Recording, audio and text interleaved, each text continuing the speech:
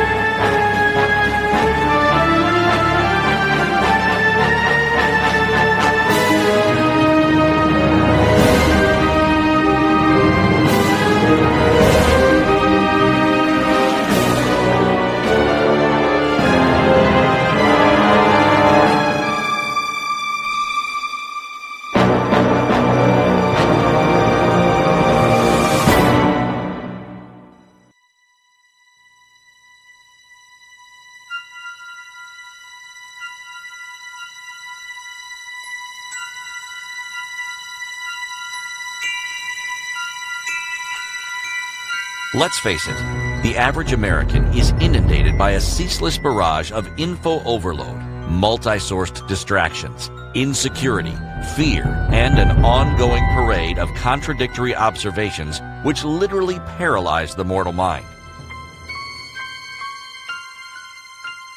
Chaos is actually mostly caused by man-made ideology, basically. Like chaos of Stalin killing how many people because of the doctrine of communism, right? And Mao Zedong killing so many Chinese, where people are starving and eating dust.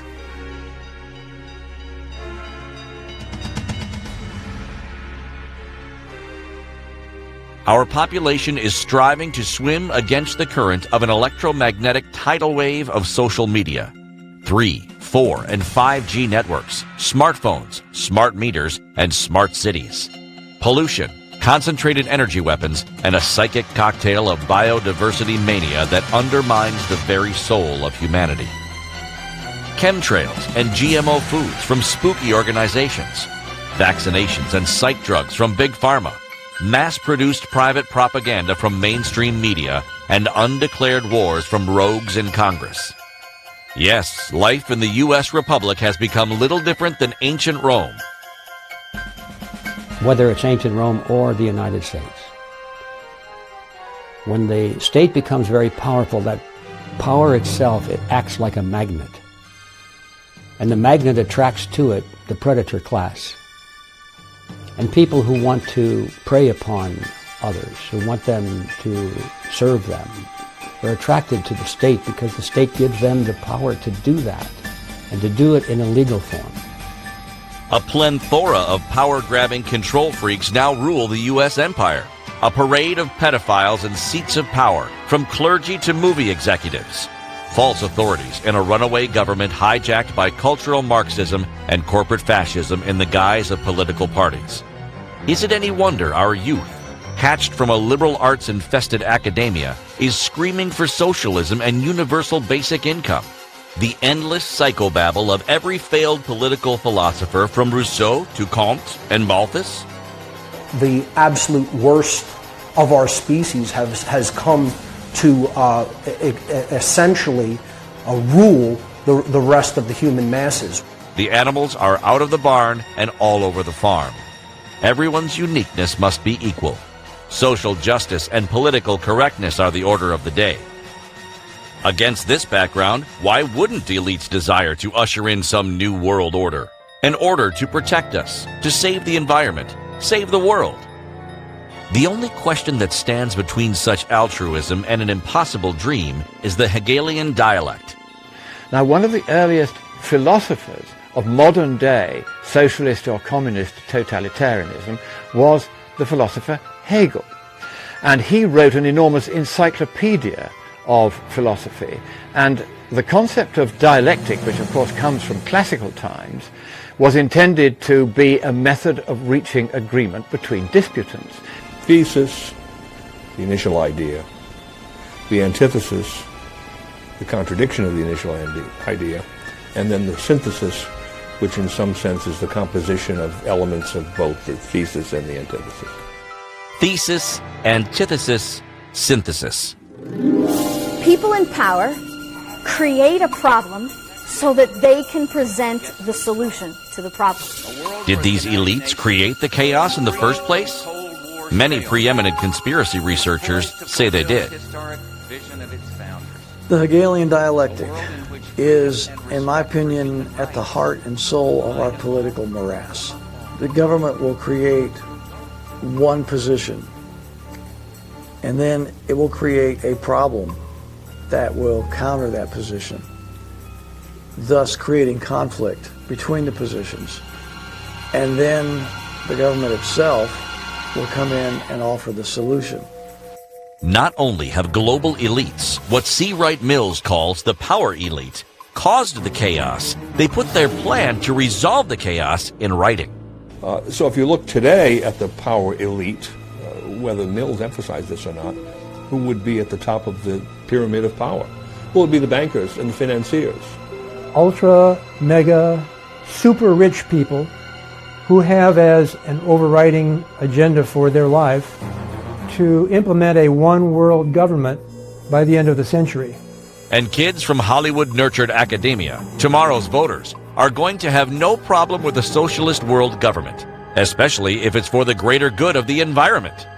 So, if the globalists' plan to improve the world generates some Green New Deal, no Bernie Sanders voter or Elizabeth Warren groupie is going to complain. And that is why we're in chaos, and that is why we have to reject this illegitimate notion of authority and really understand the difference between right and wrong under natural law, and then re-evaluate and align our behavior to natural law. Given few are alert about the globalists' agenda, let's take a look at the plan and see if it will improve or dominate the world, as so-called conspiracy theorists are warning.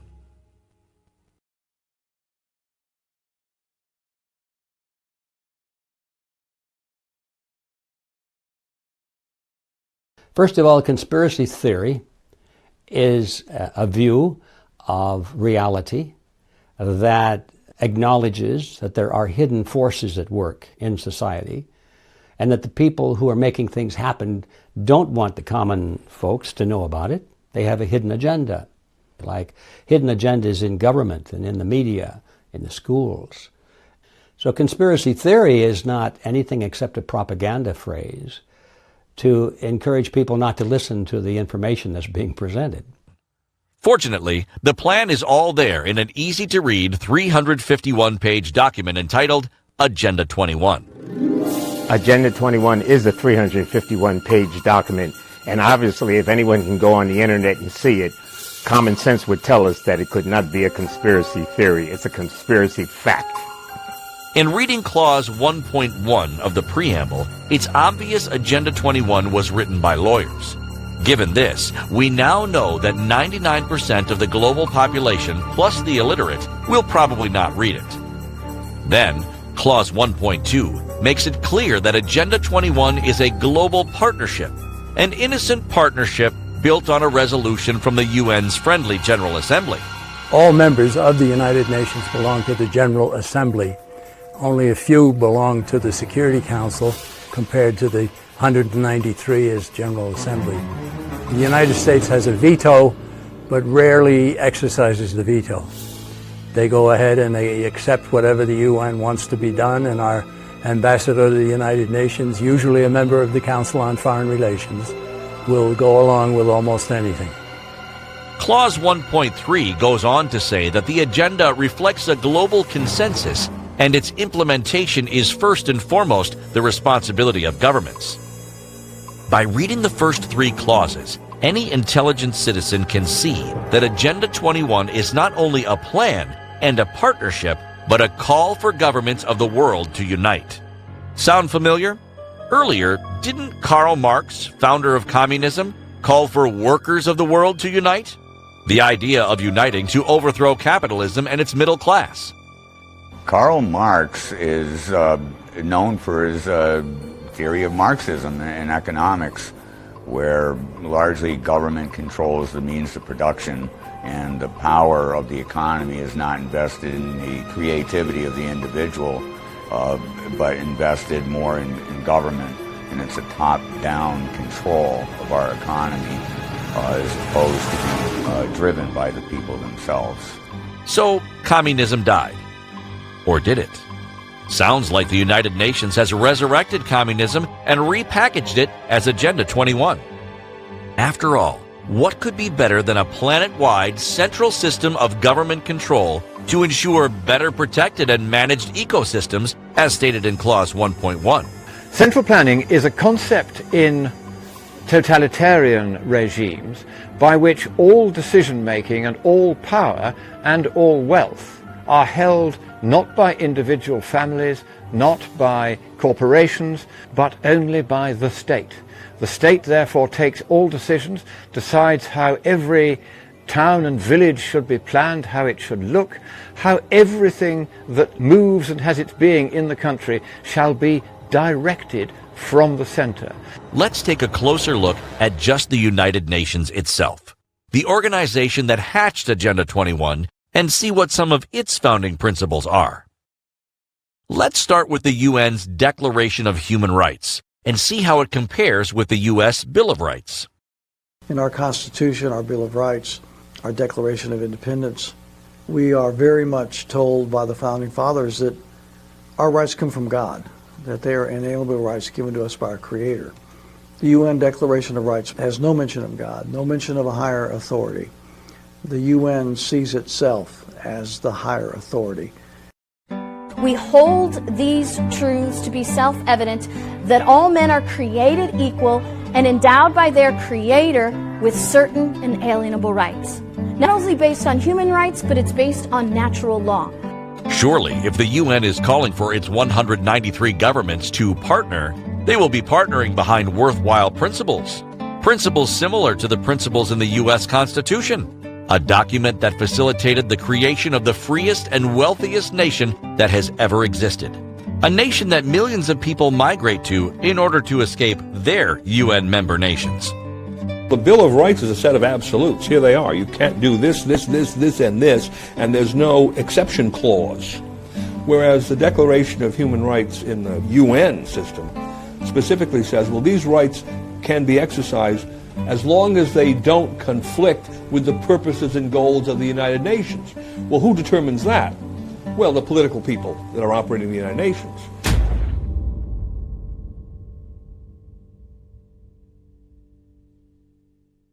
We see that the following words are prominent in the U.S. Bill of Rights: petition, probable cause, trial by jury, due process, unreasonable searches, excessive bail, free state. But when we search for these words in the UN's declaration, none of them are present. These are among the backbone of constitutional government and personal liberty. If you eliminate those, you basically have eliminated the essence of American liberty.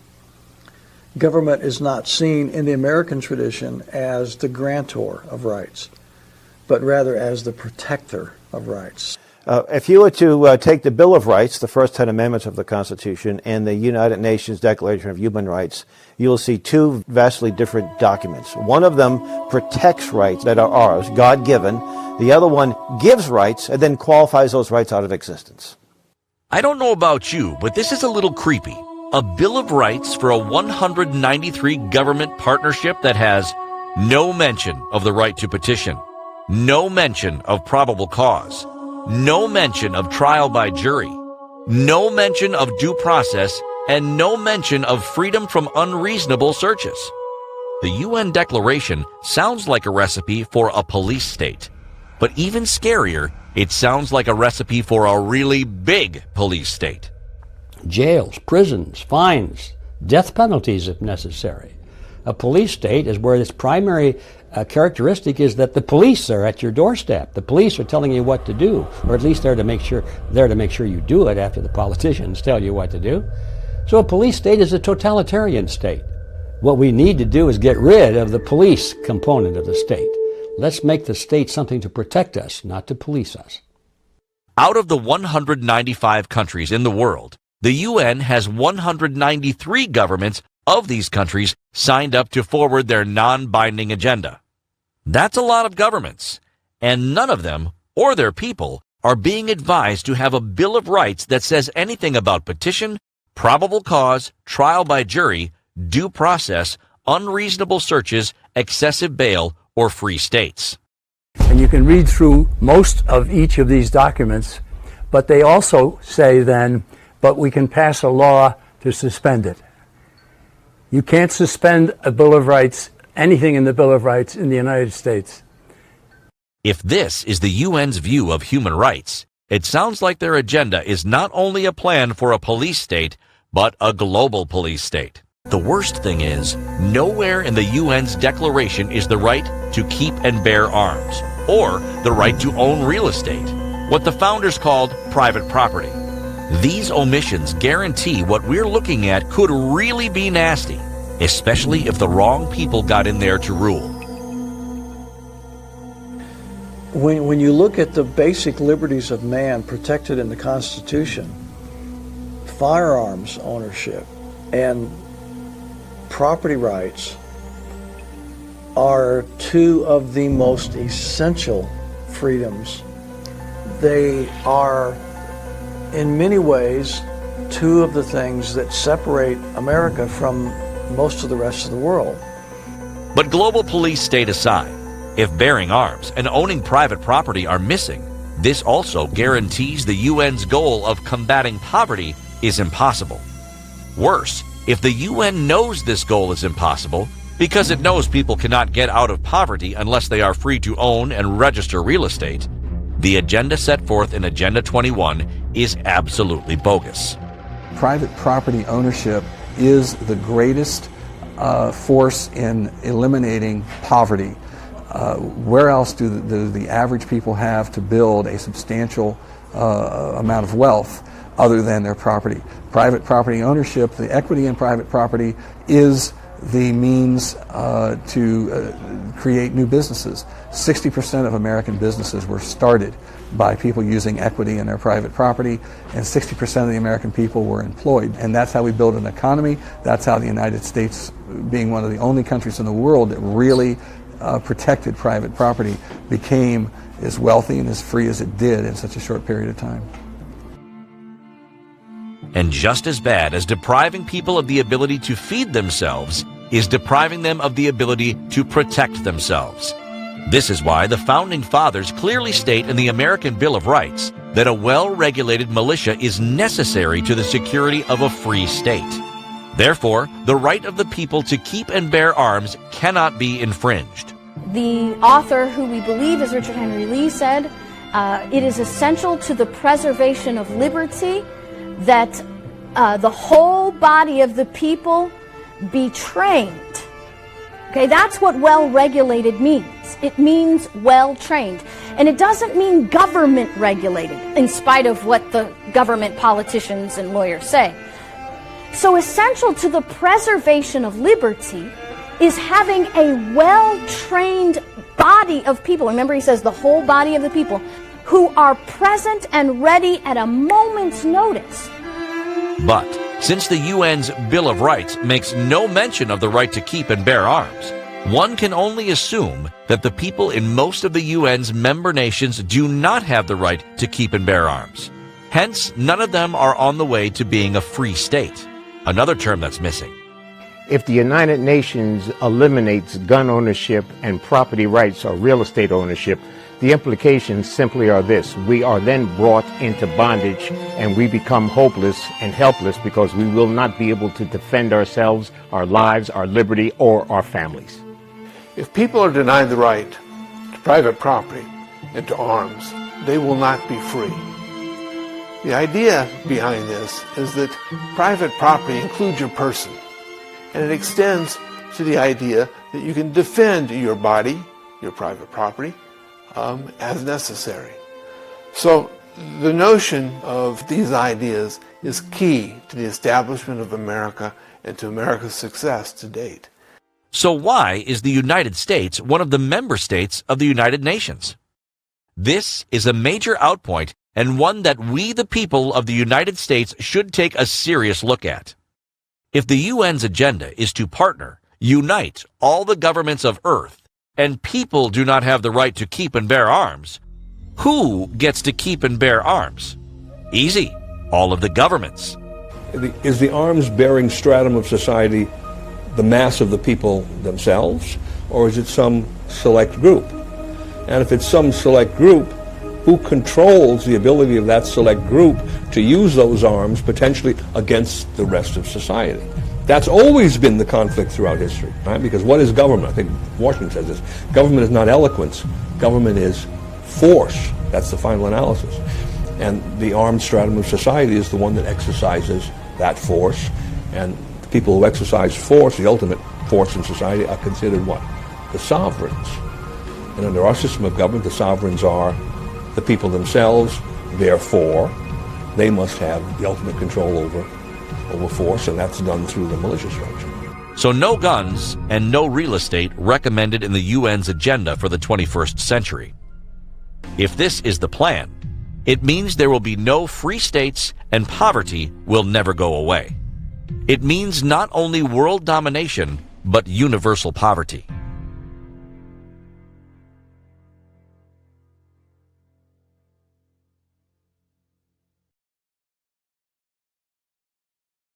Here is what the experts tell us about the cycle of poverty.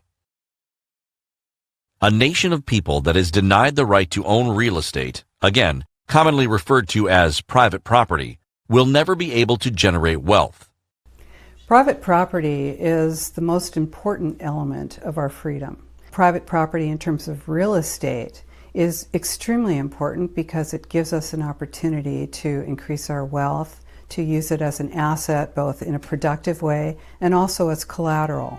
So all free nations allow for and support the ownership of private property. Most of the people in the world are in poverty because their UN member governments will not permit them to easily own and record or register real estate. And what's been proven over and over again is those types of economy generate less wealth by essentially orders of magnitude than the entrepreneurial so-called capitalist economy, which is based, in part at least, on the ownership of land. It takes 20 years before most real estate ownership can be recorded in Mexico. In Peru, it takes 289 days to legally register a business and a registration fee of $1,200, a year's income for most in that country. In the Philippines, it takes 168 steps involving 53 public and private agencies to register real estate. If an individual cannot record or register his ownership of real estate, that owner cannot borrow against his real estate. Banks will not loan money on real estate unless they can determine clear title of ownership. Because it creates chaos. I mean, who are they lending the money to and for what purpose? And so there's just absolutely no security whatsoever in doing that. And we have all of our property registered. And then that's how you get equity in your property, and that's how you can prove ownership, and it's a legal situation. Real estate titles, for instance, they are simply legal recognitions of who owns what. So that we're have the ability to say, at this particular time, this particular plot of land described in a certain way is owned by Mr. Jones, and then Jones can transfer title through the normal process of contract, property law, to others. And we have a record of who's who and what's what in terms of particular plots of land. If banks won't lend on home equity, people cannot borrow money to start businesses. If people cannot start businesses, they cannot employ people who are starving or in poverty. Small businesses employ 90% of the population in a typical capitalist country. This is what happens in Western civilization, and why the United States has more wealth than the other UN member nations. America's greatness has nothing to do with the power of our army. The uniqueness and the greatness of America is that we are the only nation in the world where every individual, every American, has the absolute right to own property. And it is that right of ownership that allows them to utilize and extract the wealth from the property they own. Poor individuals and poor nations are thus never able to remedy their poverty because their governments suppress real solutions. Why do you think 20 million Mexicans have illegally flooded into the U.S.? They are in poverty. Why are they in poverty? No real estate. So ultimately, land ownership is one of the basic aspects of freedom in any society. That's why you see in the typical communist, socialist societies, say under Stalin and Mao Zedong, what was one of the first things they did? They collectivized as much as possible the land, put it under the control of the Communist Party. Give a man a fish, but never show him how to fish. The socialists' answer to poverty is always the same. The rich, productive individual must give money to the poor, impoverished individual. And the UN's answer is similar. The rich, productive nation must give foreign aid to the poor, impoverished nation. It's called the redistribution of wealth under the doctrine of social equity. Social equity is one of the three pillars of United Nations Agenda 21, Sustainable Development. And the idea is that the world is not fair.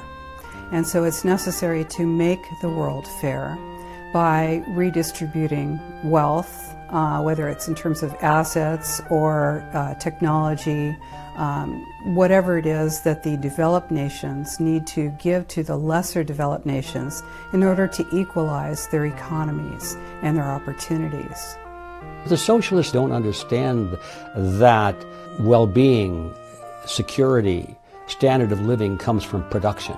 They don't understand that. They think that it comes from political edict.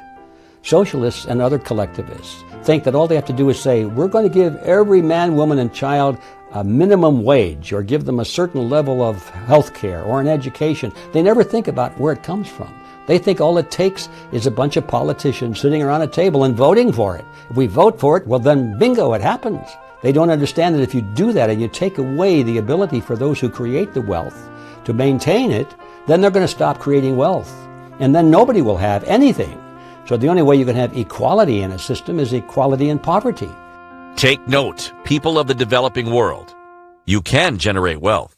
You just need to assert your right to own real estate and guns to ensure these rights. The citizens of every country in the world should demand the right to keep and bear arms because they are supposed to be the ones in charge first. You have to take responsibility for your own protection, your own self-defense, and for your own community self-defense. If people are denied the right to private property and to arms, they will not be free. And that's why America was such a unique formulation in the history of the world. It is the first country to recognize unalienable rights. Those unalienable rights are innumerable, but they certainly start with the idea that you have the right to the use and enjoyment of your property. And it extends to the idea that you can defend your property. Since guns and property rights are omitted from the UN's agenda and its Declaration of Human Rights, a theory about its ultimate political aims can be postulated.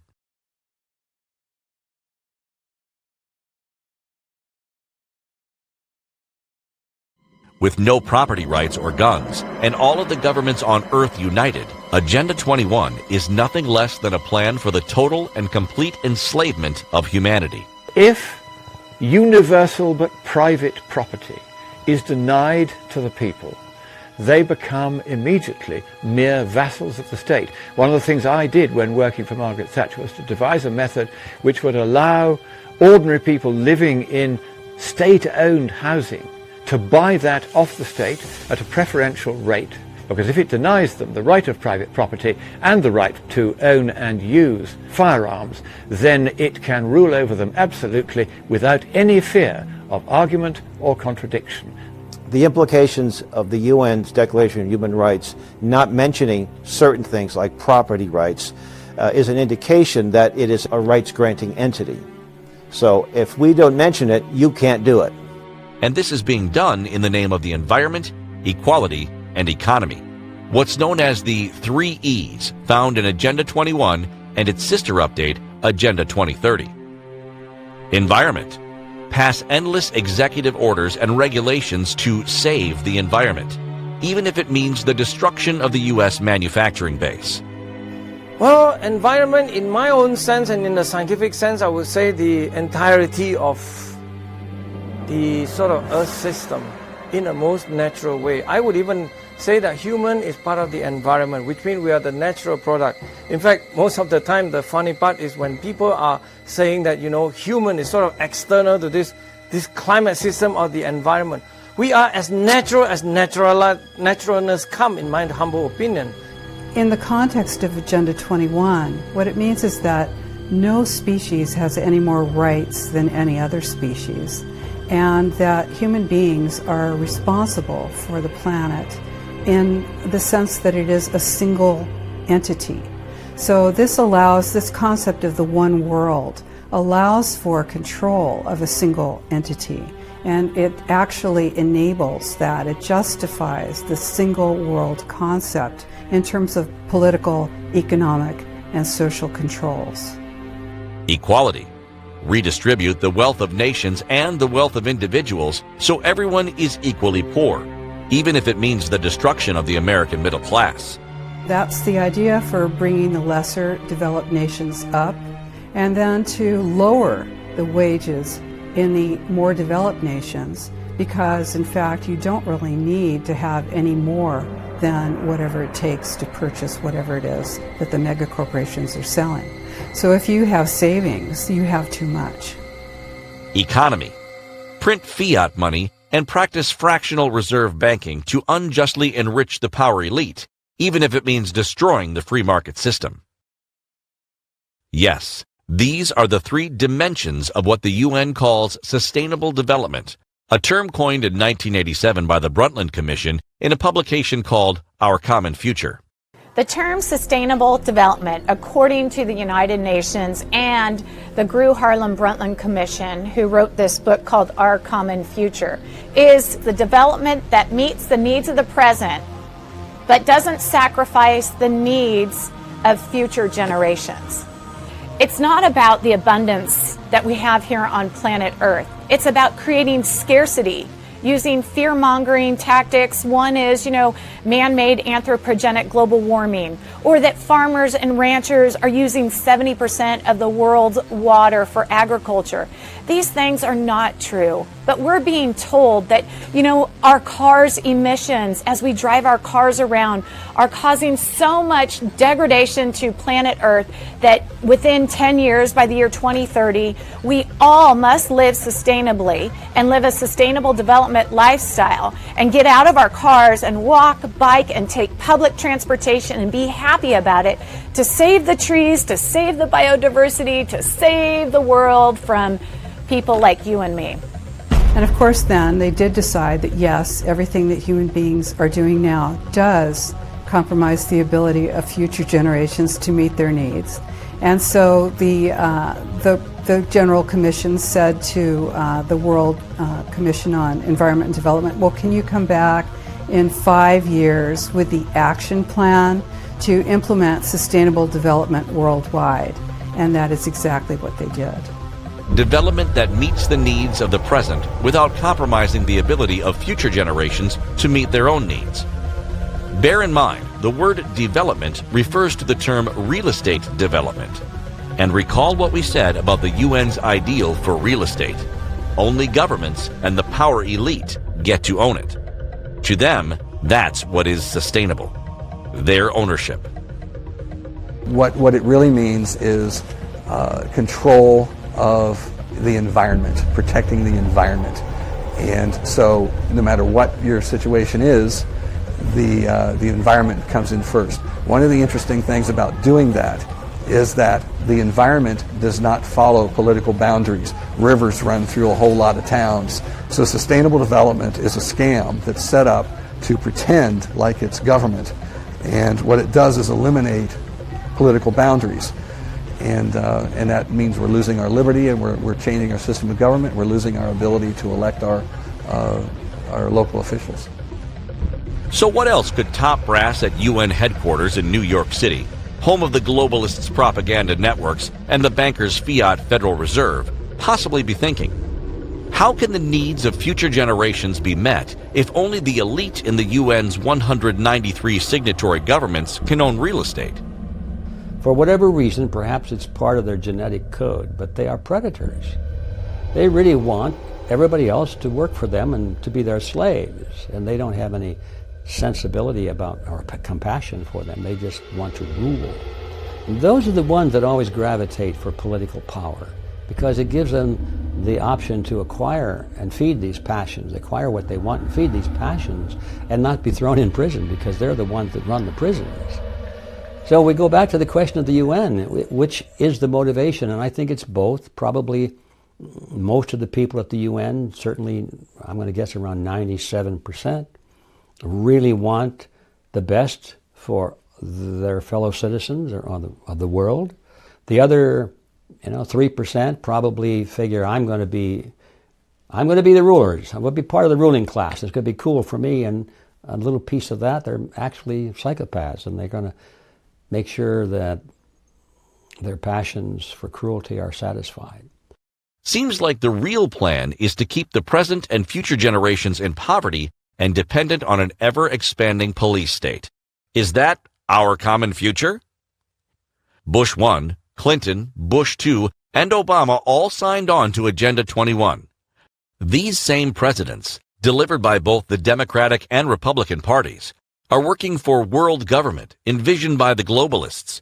The beginnings of the world government already exist in the World Trade Organization, the UN, the IMF, the World Bank, the new International Environmental Authority, Kyoto.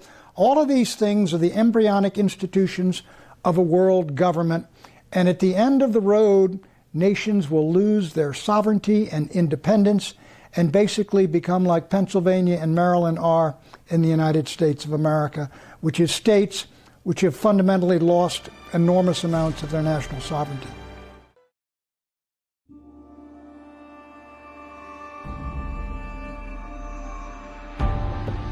The concept of sustainable development through better stewardship of the environment did not always exist. A series of events, conferences, and publications finally led the power elite to the rationale for adopting sustainable development as the UN's unifying principle. In 1918, at the conclusion of World War I, Randolph Bourne wrote, "War is the health of the state." Little did he know how unifying that statement would turn out to be. The phrase "war is the health of the state" essentially means that as the rulers of a society can pit people against each other effectively, they are gaining strategic power over the rest of the population, because what war essentially does to any given population where it is being waged or conducted is it depletes that population of necessary resources, it depletes them of their prosperity, it puts them into a extreme consciousness of fear, and it sets them divided against each other. This is part of the ancient ruling class strategy of divide and conquer. Ostensibly determined to end all wars, the power elite launched the League of Nations in 1920 from Geneva, Switzerland. Its mission? To achieve international peace and security by the acceptance of obligations not to resort to war. But then, in 1939, World War II happened anyway. League of Nations was set up as the result of the war to end all wars, World War I, right? The principle of the League of Nations was we're not going to have any more wars because all the countries are going to get together and work out their differences in some kind of pseudo-parliamentary fashion. And then, of course, what happened? Well, the League of Nations were not able to control the situation, and you had the greatest war that had ever occurred, World War II. The power elite disbanded the League of Nations and in 1945 launched the United Nations from San Francisco. A year later, John D. Rockefeller Jr. donated an $8.5 million parcel of land to build a permanent headquarters for the UN in New York City. Though the building was new, the United Nations had basically the same old mission: prevent the scourge of war. Unfortunately, or no surprise, from 1945 to 1966, the scourge of war intensified. The United Nations, which is supposedly the perfection of the League of Nations, and we've had more wars going on, small scale of course, but you add them all up, there have been more bombs dropped and probably more people killed and more destruction than in all of World War II. With the advent of the first atomic bomb used on Hiroshima, not only would wars continue, weapons themselves would continue to develop, thus giving rise to what President Dwight D. Eisenhower would call the military-industrial complex. It's a combination of the military, the standing army of the United States, and the industrial corporations that tie into it through the production of goods and services the military uses. We must guard against the acquisition of unwarranted influence, whether sought or unsought, by the military-industrial complex. And of course Eisenhower foresaw that this would expand, and the armed forces would want to expand their role, the corporations would want to expand their role, and the influence of the two would come together to control the direction of foreign policy primarily. And now we've gotten to the point where this complex consumes the vast majority of the federal budget. 54% of the budget, U.S. budget, going to military. And we have over 750 bases around the globe. More than 500 bases are energy related. So just imagine how we can live in this country if we don't have all these problems. Yes, we have to protect ourselves, we have to be very strong, but in our land. We don't have to go around and do this what we're doing now. Just because of energy, what we don't need it. We don't need to import energy from anybody. We don't need to do all this work what we're doing now for anybody else. American leadership is not just respected, it is required.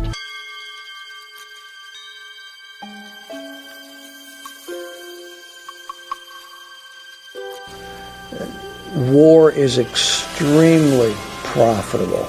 You think of the industries that are involved in war. When you think of the thousands and tens of thousands and hundreds of thousands of people that are getting a piece of the pie financially whenever a country goes to war.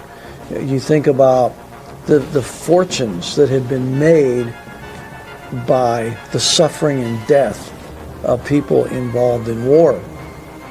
War enriches innumerable individuals and companies. By 1967, it became clear that wars were not only profitable, they were going to continue, and the UN had no workable plan to stop them. This frustration may have been the reason a book entitled Report from Iron Mountain emerged as a New York Times bestseller and was translated into 15 languages. And it was an analysis, supposedly, of how do you establish and promote and preserve peace and stability in the modern world. Well, then we find out what it means by peace and stability. Stability in their mind meant stability of government, and peace meant no opposition to government. And so the study really was about how do you design a system in the modern world in which governments don't have to worry about the people revolting against them.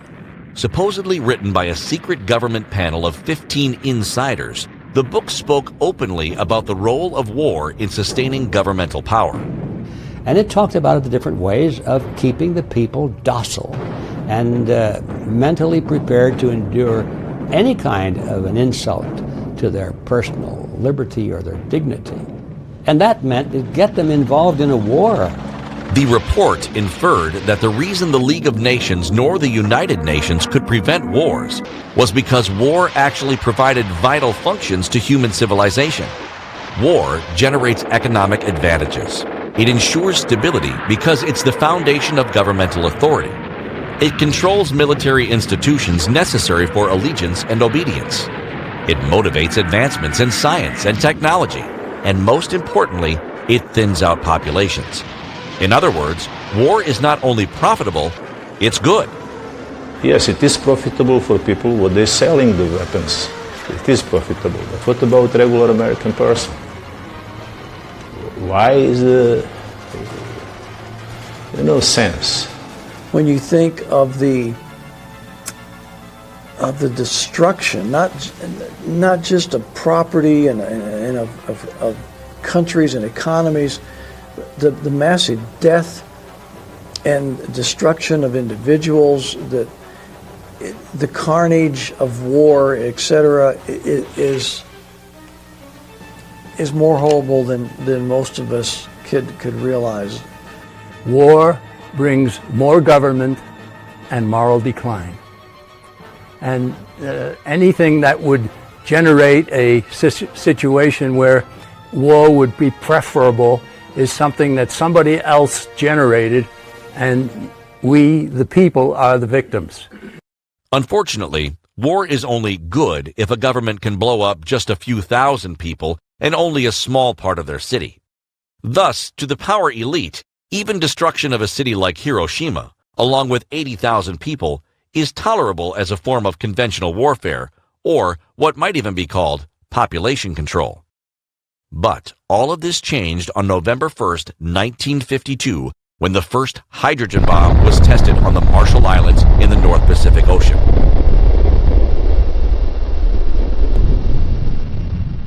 Yes, when everyone has the same absolute maximum killing capacity in a hydrogen bomb, that would be the mutually assured destruction. So therefore, it's a weapon that becomes more a psychological weapon than a military weapon. Those who have it have the advantage psychologically over those who do not have it. Tesla ultimately had two overarching solutions to the problem of war. The first was his implementation of free electrical energy anywhere on the surface of the earth. Now, that would have taken people out of a mentality of scarcity over which almost all wars are fought. The second was he envisioned providing highly advanced technology, not just to one nation, but to all nations, similar to what we talk about in nuclear war as mutually assured destruction. This bomb, and the arsenal of similar bombs that would surely follow, marked the end of what would become known as the war system. Whatever benefits the war system may have had, war with hydrogen bombs was not practical. Destruction would be so great, even the UN's member governments would be annihilated. All of these military adventures have been at the conventional level, and they've been kept at the conventional level because of the existence of nuclear weapons. So they've had to turn away from the concept that that level of warfare could be used to advance various goals because the destruction involved in it would be so great. Destroying people and personal property are one thing, but when the power elite and their governments are also annihilated, that's inhumane. Given this, the founders of the League of Nations and the United Nations were probably the first to read Report from Iron Mountain because they quickly realized they could no longer use the profitable war system to maintain governmental authority. Something new had to be devised.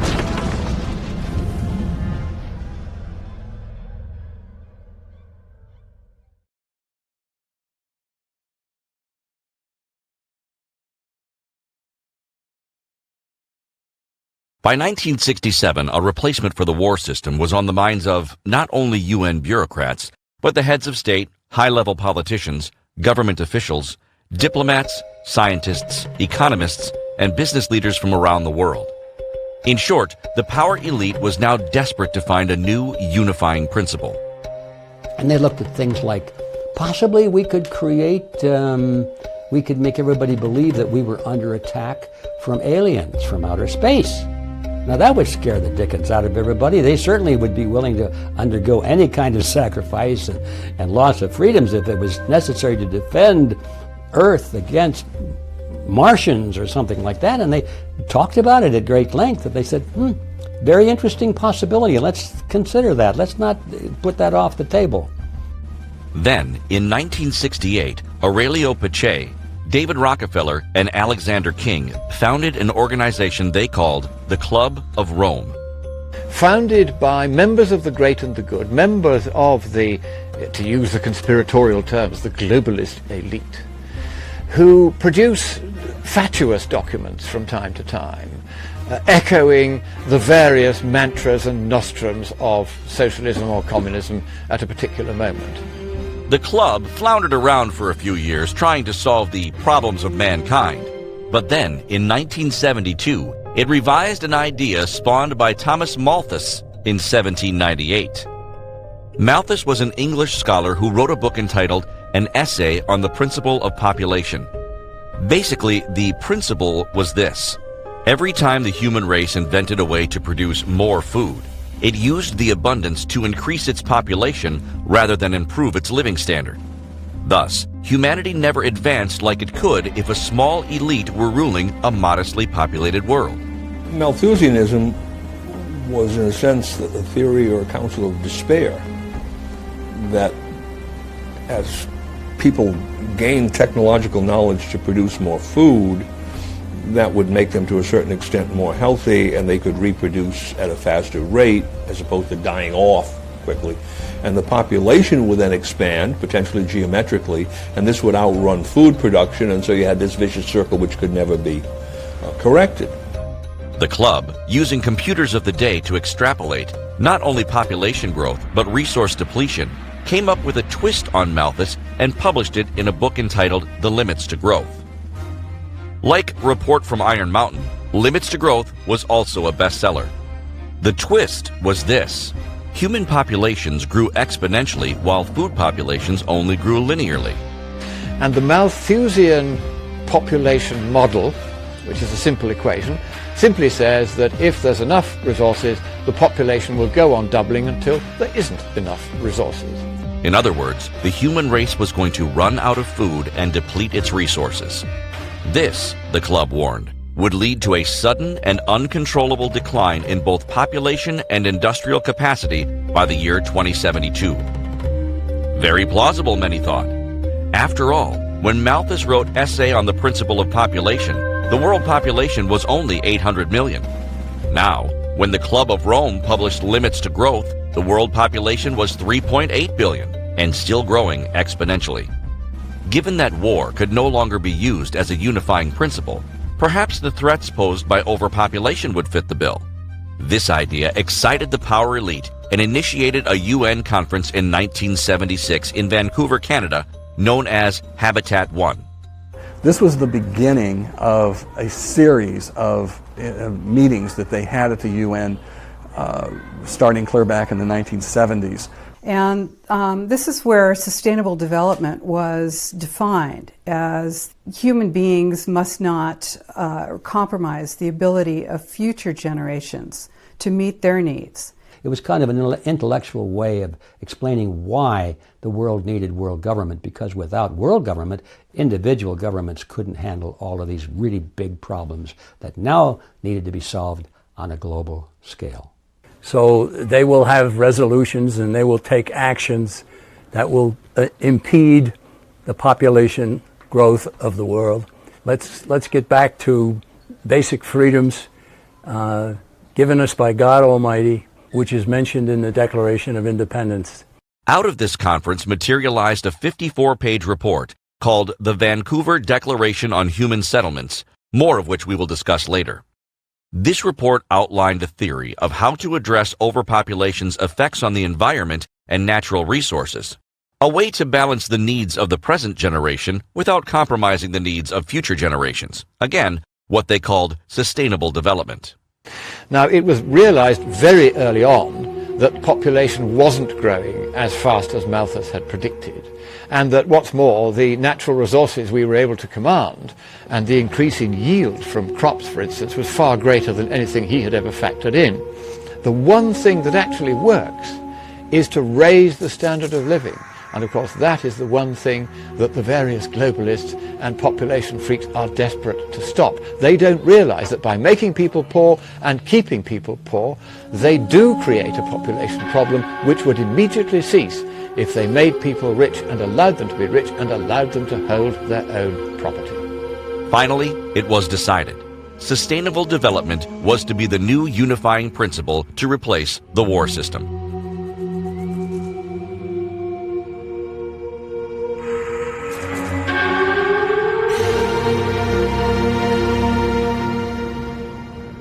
All of this, Malthus, World War I, League of Nations, World War II, United Nations, atomic bomb, hydrogen bomb, Iron Mountain, Club of Rome, Vancouver Declaration, and Brundtland Commission are the stepping stones to Agenda 21, the action plan for sustainable development. In 1992, in June, George H.W. Bush signed or agreed to the United Nations Agenda 21 Sustainable Development Plan. It was a bad night in Rio. Before the ink had dried on Agenda 21, Bush 1 had signed the document. It was not a treaty. It was not a law. It was what they call soft law.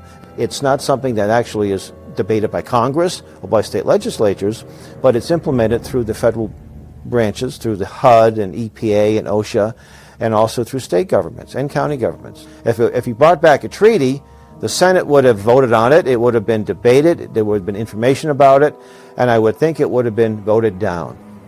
It was also a bad night for the United States, because on that night, in the year 1992, we the people were enjoined with what would become the largest land grab in history.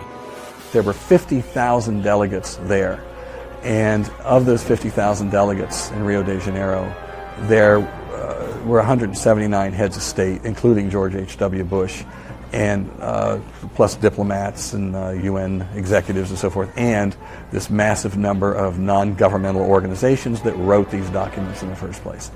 They designed Agenda 21 to be a, quote, voluntary agreement, not a treaty. So it didn't have to go before Congress. It didn't have to go anywhere. It just got done by President Bush's signature. What happened when he signed it was it mobilized every federal agency to adopt plans, programs, and mass amounts of money to the implementation of Agenda 21 on a local basis. Zoning laws of every imaginable type on every level of government would soon be marching across rural and suburban America in the name of sustainable development. And, this was a bad night because what he was signing on to and saying, hey, this is a great idea, he was completely going against the Constitution of the United States, the freedoms that it was designed to protect, private property, free enterprise, individual choice. George Washington would have whacked them in the head. Then, in 1993, non-binding Agenda 21 became binding when Bill Clinton signed Executive Order 12852, launching the President's Council of Sustainable Development. And it was tasked with implementing all of the plan within the United States. So although you'll hear that this is a dusty plan that's not really, it's voluntary, it's non-binding. In fact, this plan is binding on you. They said, oh, this is just voluntary. If a community wants to follow some of these guidelines, well, that's up to them. They can just do that.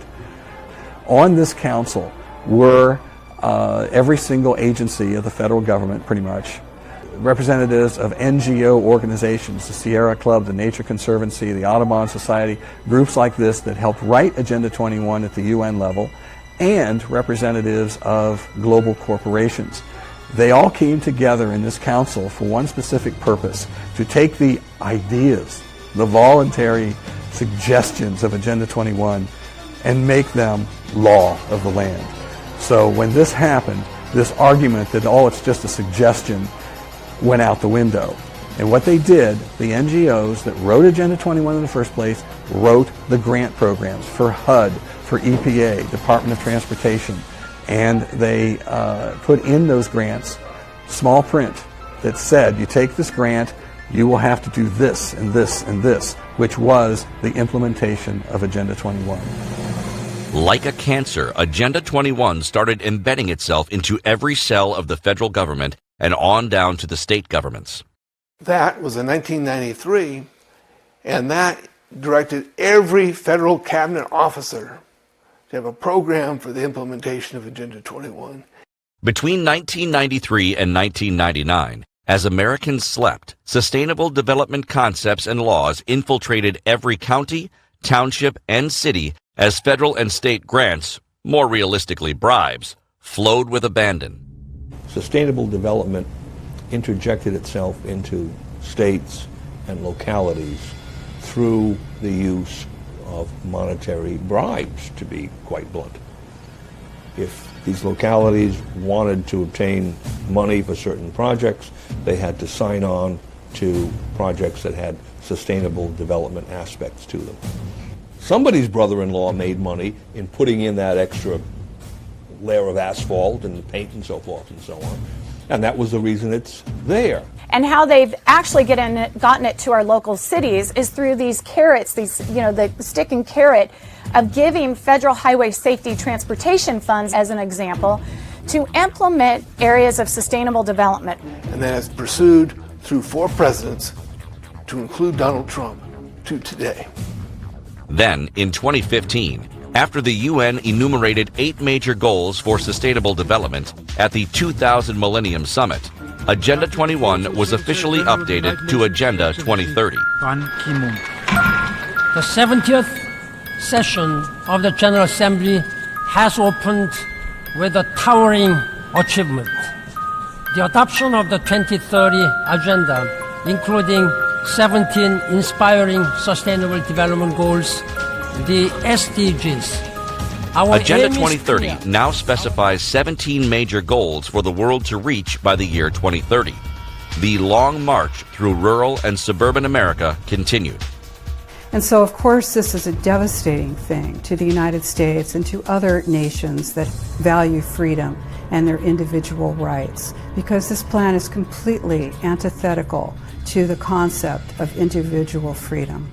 Now, in 2019, we have the Green New Deal breaking out in the public domain for the first time, openly pushing the goals of both Agenda 21 and Agenda 2030. When we have this threat that challenges all of us, the solution is going to take all of us too. Everywhere you go across the United States, you find evidence of sustainable development. Even in this water here, it talks about sustainability.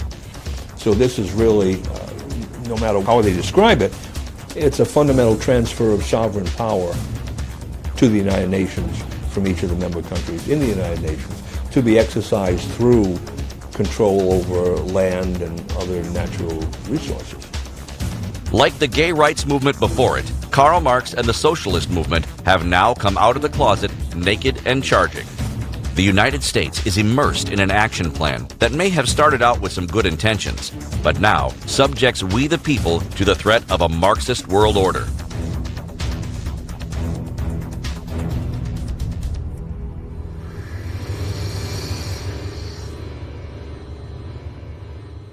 Climate change is the #1 reason for the implementation of Agenda 21. The world's population has been growing exponentially because of the agricultural revolution and several industrial revolutions fueled by oil, coal, and natural gas. You don't have to haul wood and go and chop trees and do all kinds of hard work, stuff that is really provided by science and technology. But, per Malthus, humanity does not use industry-created abundances to improve standards of living. It uses abundances to increase the size of the population. This leads to poverty, starvation, resource depletion, and eventually a degradation or a destruction of the environment, something common to us all. But the biggest threat to the environment, according to the power elite and its apologists, is the buildup of carbon dioxide in the atmosphere due to the burning of fossil fuels. This CO2 buildup is causing the planet to warm, the greenhouse effect. If CO2 reaches a critical point, whereby it causes a condition of runaway warming, Earth could become like the planet Venus, complete with a 900-degree surface temperature and no life. Global warming would thus be an existential event as bad as global thermonuclear war. Given this, one has to admit the power elite has made a very good argument, if their facts are correct.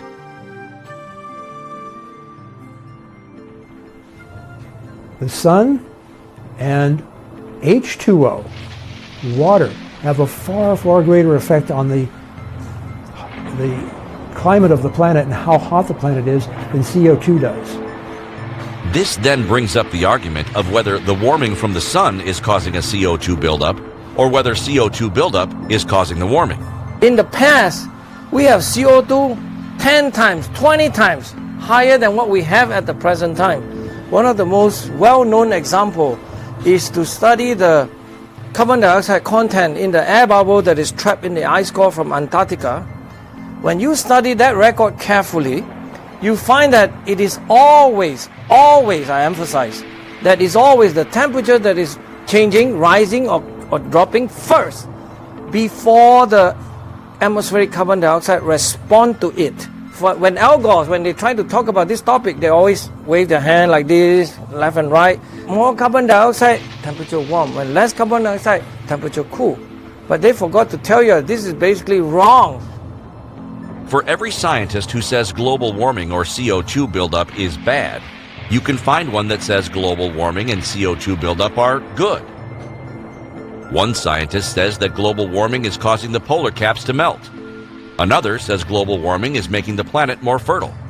If we take the CO2 that was originally in the atmosphere and is now in the form of coal and oil and gas, and we burn that coal and oil and gas to generate electricity or to make steel or aluminum, then what happens is we release the CO2 that had become locked away in the rocks, and it goes back into the atmosphere. There, the trees and plants like it, and they are taking up more than half of all the CO2 that we emit and turning it into leaves and trunks. You can see it happening all around us. Trees and plants, if you're any kind of a gardener, growing more rapidly than ever because CO2 is plant food. Yet another says sea levels are rising and flooding coastal cities. Another says a warmer planet means a longer growing season, hence the ability to grow more crops and remedy poverty. If you study this very, very carefully and you ignore all the politics, that's what science is supposed to do, and you don't get your hand tied and your mouth completely controlled by the UN mouthpiece, then you will reach the conclusion that quite a substantial part is actually explained by natural component. The more sunlight you have, you will warm. You will evaporate more, and then you will evaporate water vapor. That causes the greenhouse effect. Water vapor is the primary greenhouse gas versus CO2, which is always known in any textbook as a secondary or tertiary greenhouse gas. A number of years back, we had climatologists tell us that the world was not warming. It was cooling due to the dimming effect of particulate matter in the atmosphere. With this discovery, the term global warming was converted into the term climate change. Talk about hedging your bets. Look at the question of particulate matter in the atmosphere.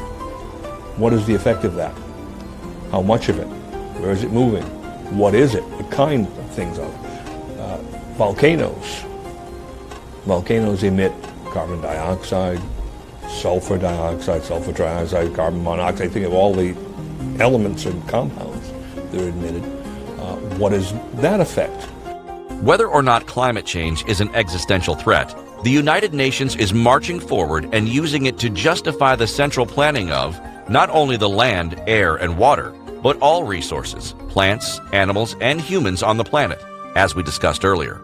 The global elitists who are currently in power want people to believe that carbon dioxide in our atmosphere first is a tremendous problem, and secondly, they want us to believe that the cycle of the amount of carbon dioxide that happens to be in concentrations in our atmosphere is driven by human activity. The real problem here is that there's a political driving force behind what they call climate change, which is once again the desire of the UN through their general sustainable development theories to gain increasing control over the way industrial society operates. Then you really have a kind of a stranglehold on every country in which the United Nations can exercise this kind of power. And that is why most governments around the world, because all of them have their totalitarian streak, have gone along so gladly and so readily with the storyline that global warming is going to happen at a rate sufficient to cause danger, and only the government can save the environment from the people. The solution is always more government control, more taxes, and less freedom for you. In their words, they are doing this through a comprehensive plan of action to be taken globally, nationally, and locally by organizations of the United Nations system, governments, and major groups in every area where humanity impacts the environment. By organizations of the UN, we mean the World Trade Organization, the World Court, the World Bank, and non-government organizations like the Sierra Club, the Nature Conservancy, the World Wildlife Fund, and Wildlands Network. NGO, or non-governmental organization, is actually an official position in the United Nations. They apply for that privilege to be part of that. Once they are accepted as an official NGO, then they're able to participate behind the scenes in these numerous UN meetings and help write documents.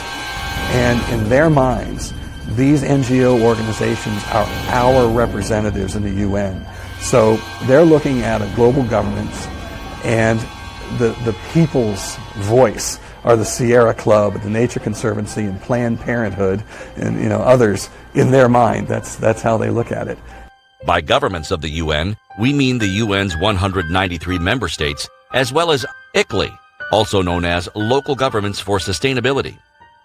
ICLEI, the International Council on Local Environmental Initiatives, is an international group. It calls itself Local Governments for Sustainability, but it's really not a local group at all. It is an international group.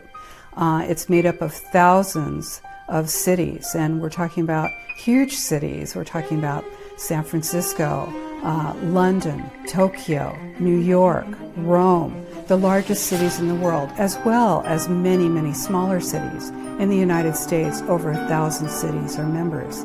ICLEI is basically a full-service organization for sustainable development. It's a network of 1,500-plus cities, towns, and regions in over 124 countries, headquartered in Bonn, Germany. Effectively, ICLEI is a UN-spawned foreign government operating in the U.S. across jurisdictional boundaries. It's a foreign organization based in Bonn, Germany, that has infiltrated not just America, but countries all over the world for the purpose of implementing Agenda 21. ICLEI, the International Council for Local Environmental Initiative, founded in 1990 at the UN, is a government entity. It is made up of governments. And states are forbidden by Article 1, Section 10 to form alliances or confederations with foreign entities. They can't make treaties, for example. And so any town or any city or county that belongs to ICLEI is a violation of Article 1, Section 10. Well, Article 1, Section 10 says that states may not engage in treaties with foreign governments.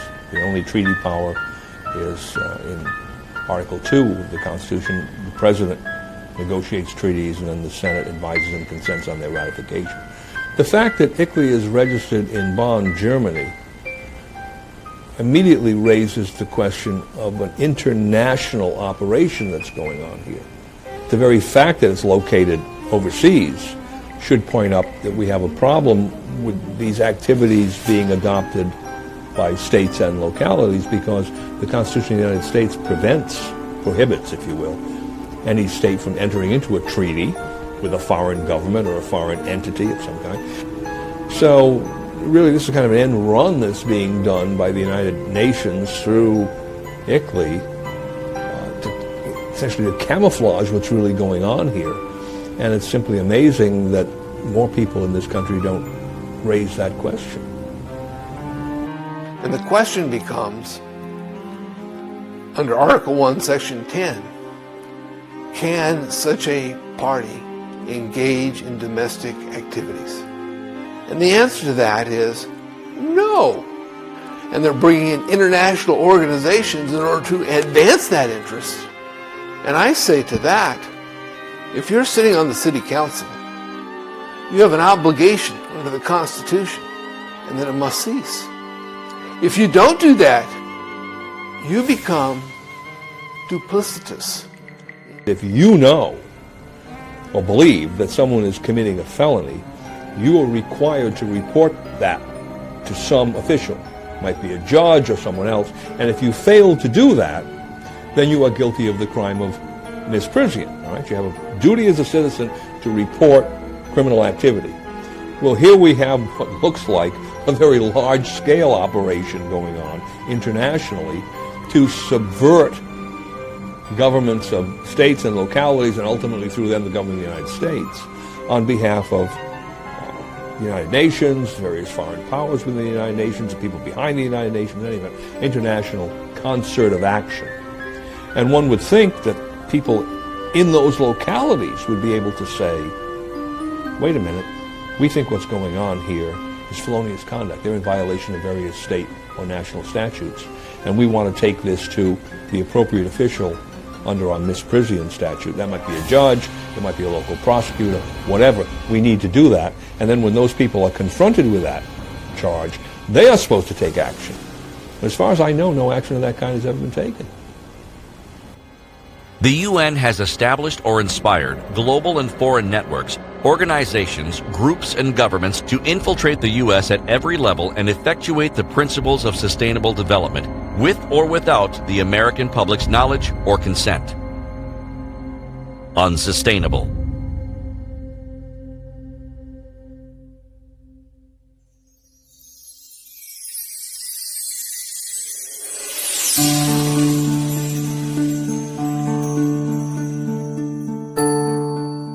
We're not being told about these plans, and yet it impacts even our breath as I share this with you.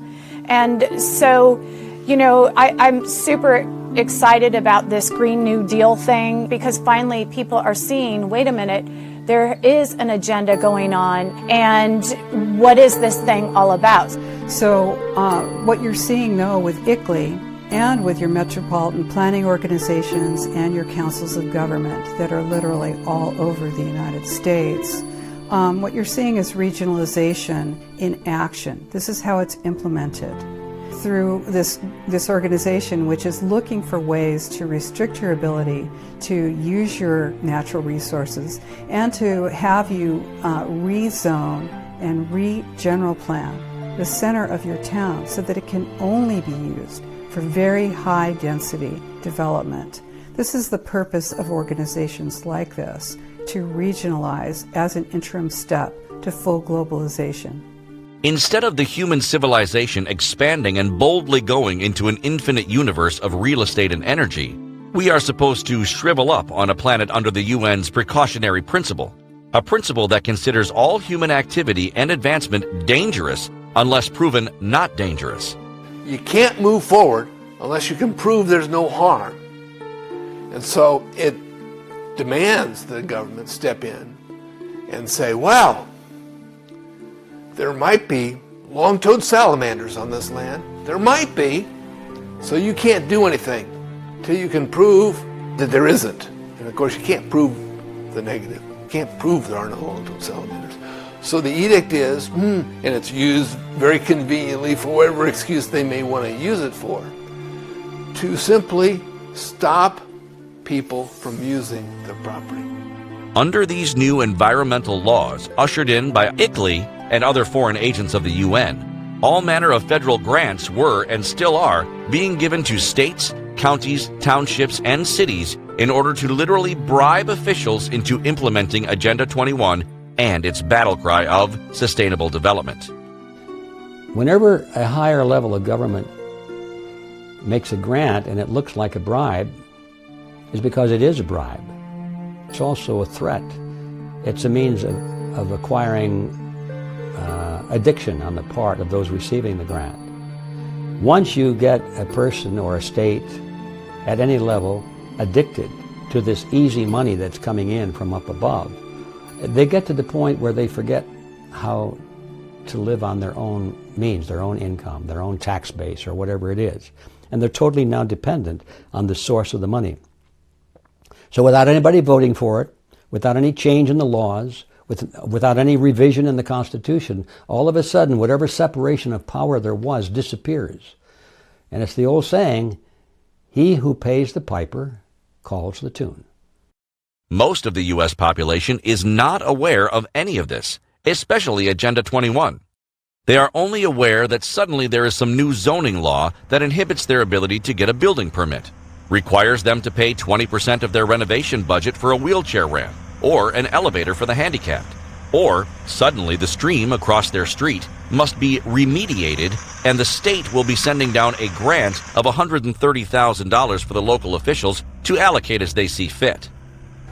Every single issue that we face, whether in your community when they're doing your comprehensive plans, if you have a program to put in bike paths, if you have a program to control how buildings are constructed, and they always tell you it's local, local, local. One of the biggest problems we have is the use of facilitated meetings. Facilitated meetings are run by a professional facilitator who is trained in psychology, and he is trained, here is where this meeting's going to go. This is the outcome we're going to have. And he knows how to lead that meeting to exactly that outcome. But then they say, oh, the community decided this.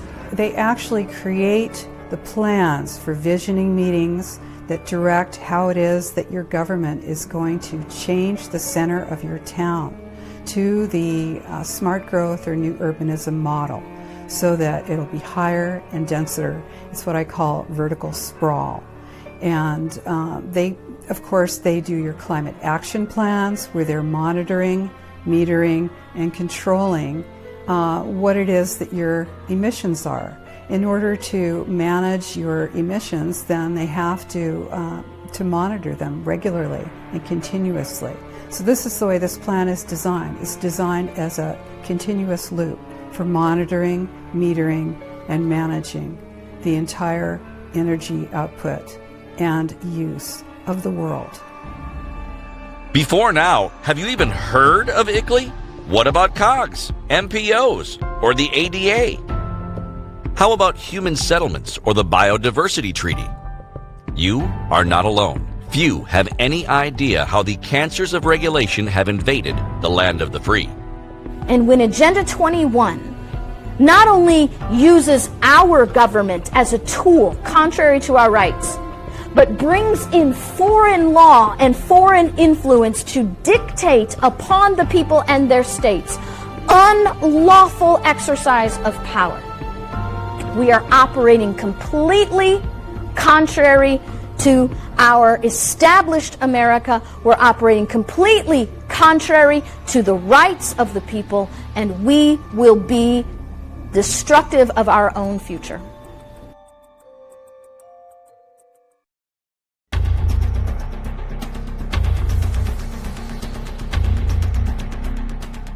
The Biodiversity Treaty was unleashed at the Earth Summit along with Agenda 21 in 1992. This treaty is considered key to sustainable development, and it sets forth the following rationale. The human race cannot sustain itself if it is polluting the water, air, and land of the planet due to overpopulation-induced CO2 buildup and fossil fuel-driven industrialization. Since the biosphere of Earth depends on an intricate and interdependent hierarchy of species, it does not make sense to antagonize or destroy the environment. This is reasonable, but what is not reasonable is extreme environmentalism. This is the Biodiversity Treaty. It is 1,147 pages thickness of what is and is not sustainable in the 21st century. It talks about unsustainable things that human beings do. For example, power lines, ponds, fences, paddocks, religion. It talks about the unsustainability of the future because of population. It talks about golf courses, scuba diving, all these wonderful sports and skiing and all these things that we do as human beings.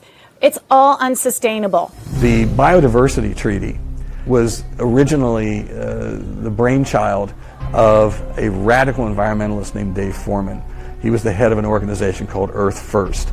He put together what was called the Wildlands Project. The Wildlands Project called for rewilding, their term, 50% of all the land in every state, back to the way it was before Christopher Columbus. Foreman's goal was to reduce the population to about 250 million people, and one of his dreams was to have the gray wolf and the grizzly have an unbroken line from Chihuahua, Mexico to Canada. The Wildlands Project is one of those things that just sounds so crazy you can't believe that it could possibly be true. And it's the idea, which seems like a good one, that human beings should be restricted to specific locations and animals should be free to move freely through the world. And so because of that, then you have designs that require corridors, which are animal corridors, core areas for animals, and buffer zones. And these surround the islands of human habitation. Under the Wildlands Project, vast tracts of land throughout the United States will be returned to the wild. Few or no humans will be permitted on tracts of land that could span the nation from Los Angeles to New York, Canada to Mexico. Humans can visit, but they cannot stay. Take rural lands and put it off limits to human beings. We see that beginning to happen right now. Roads are being closed, forests are being more limited, and the idea here is that you stack and pack people in metropolitan areas, you put them on public transportation, and you never let them outside. Human beings are irresponsible. We are planetary villains, and therefore we need to create this Wildlands Project, a network of cores and corridors that are given, where the animals, the species, the plants are given priority over human beings. This is the goal: islands of human habitation, or human settlements, or transit villages that concentrate human beings into specific locations so that animals can be free to move freely throughout the world. All human development and support services, including roads, power lines, dams, farms, ranches, police and firefighting services, will be gone. Only wolves, suckerfish, spotted owls, and indigenous species will remain. Extreme environmentalism is what we're seeing coming out of our colleges and universities right now. So the biodiversity treaty attempts to, in many cases, it will regulate to one species to the complete detriment of all others. South San Jose is a good example of what's become, or is becoming, a wildlands project. South San Jose is called the Coyote Valley, and gee, some coyotes like to cross that valley, and some other animals as well. And so that's off limits to development. And we're seeing that kind of activity happening everywhere across this country. But where will the humans go? Not to worry. Agenda 21 and its spawns have a plan.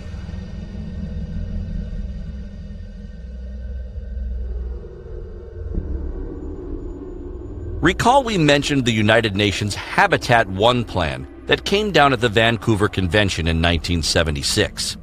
Under this plan, all humans that once lived on farms and in rural areas, so-called wildlands, will be relocated to cities, now referred to as human settlements. And the idea is that if you concentrate populations into specific areas or zones, less energy usage, less water usage, and less transportation. So people will have less reason to leave home. They'll stay in their homes. They may even work out of their homes. And so they're not going to be using their cars, they're not going to be using energy, and they're not going to be using water. Since, as we saw earlier, the UN is not big on property rights, it should come as no surprise that the first private property to be phased out will be single-family homes, what socialists at UN headquarters consider suburban sprawl. Instead, we the people will live in apartments and condos in megacities near railroad tracks. Our super-tall dwelling units will all be built to UN-specified building codes authorized by ICLEI, COGS, the ADA, and a myriad of NGOs and other friends of sustainable development. While the animals run wild in continental corridors, we the humans will live in transit villages and smart cities. Smart growth, or new urbanism, is that ideology that says that you shouldn't have more space than you actually need. So if you're a couple of people living in a 3-bedroom house, well, you don't need that extra space. So why do you have it? There's a clear, concerted effort to make it really just about as miserable as possible to exist and use your own private transportation, own your own home. All impetus and incentive, in financial and otherwise, is to convince people that it is unsustainable to live in your own home, have air conditioning. It is their duty as a human being, as a global citizen, you see. You basically exist and little more. Our high-rise, stack and pack dwelling units, complete with smart meters and smart heating systems, will make sure no one uses too much energy. And if they do, the energy police, with help from the neighbors and eye-on-the-street surveillance systems, will be right there to handle the situation. If they can put 1,000 people in one building, it's a whole lot easier to know what they're doing, where they're going, and how they're thinking than it is if you got 1,000 people living in a rural or suburban area. And so the stack and pack is multi-story buildings, multiple families living in the same spot, walking in and out of the same door, always being able to be managed. And smart meters play a big role in that management, as they can measure everything that you do in your life when you're using smart appliances. If you have a garden or a single-family residence, while you're watering your garden, you maybe have more than one bathroom, you're taking too many showers, you're using more than your 10 gallons of water a day. And this is unsustainable. So you need to be removed from your single-family residence. Anybody that's got a couple of acres of land and his own water supply and can grow his own food, these people are a threat to the collectivist society, because they aren't going to go to the politicians and say, please feed me, please clothe me, please give me shelter. That's the secret behind Agenda 21. They want people out of the country. They want corporations out there growing all the food and that kind of thing, but they don't want anybody living out there. To describe human settlements and the food sheds that sustain them as modern-day concentration camps might be a little over the top, because with no cars, parking lots, or air travel, everyone will walk and use bikes, so they will be fit and healthy. At least as healthy as the genetically modified foods they are forced to eat will allow. These islands of human habitation are surrounded by, of course, the continental corridors that wild carnivores can use to repopulate the continent, and all continents, in fact. So human beings aren't going to really want to be going out there into the wildlands area. And they're, of course, if you're a locavore, which you should be, under this plan, then you're not going to be getting your food from more than 25 miles away. And so that means that your transit village or your island of human habitation needs to be ringed by a food shed. And the food sheds, or of course you can grow your food hydroponically in a sort of a multi-story concrete parking garage kind of thing that you get your food in. But your food sheds are those rings of land that are around these islands of human habitation. And they have a limited amount of calories that they can produce. And if you're limiting the numbers, then you have to ask yourself, well, who gets to live there? And let's say you want to get married or have a baby. Do you have to wait for someone to leave or die?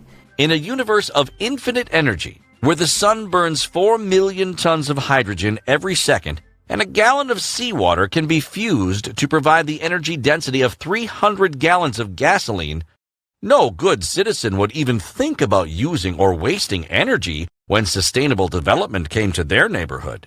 So it really is, how do you control where people live, and how do you get people living in these highly dense areas?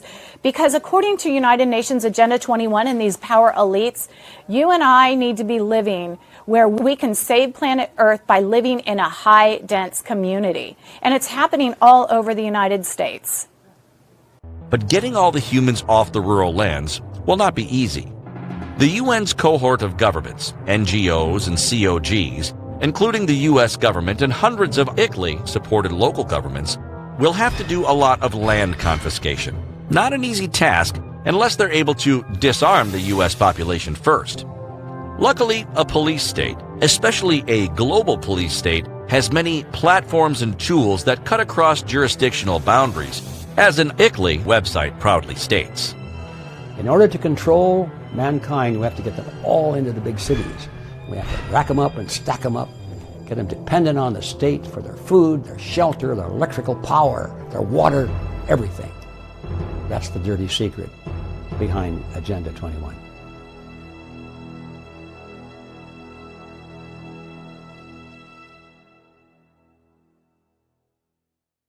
We all know about takings like eminent domain, where the government wants to put a highway through your living room. But sustainable development Nazis and their friendly word-processing lawyers have come up with some interesting new ways to take your private property. One way is to create conservation easements and historic trusts. Conservation easement and historic trust are two ways of imposing limited controls on private property. Conservation easement, like any other easement, says that there are certain kinds of uses that can or cannot be applied by the property owner in order to do what? In order to advance somebody's theory of conservation. Most people, when they hear the term conservation easement, it sounds like a good thing. Well, we'll offset. We won't use this piece of property for, the Rocky Mountain elk or whatever, or some salamander.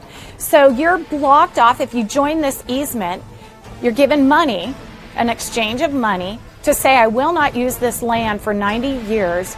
But then when you die, the easement goes on, and people beyond you cannot use that property to how they feel and want to use that property.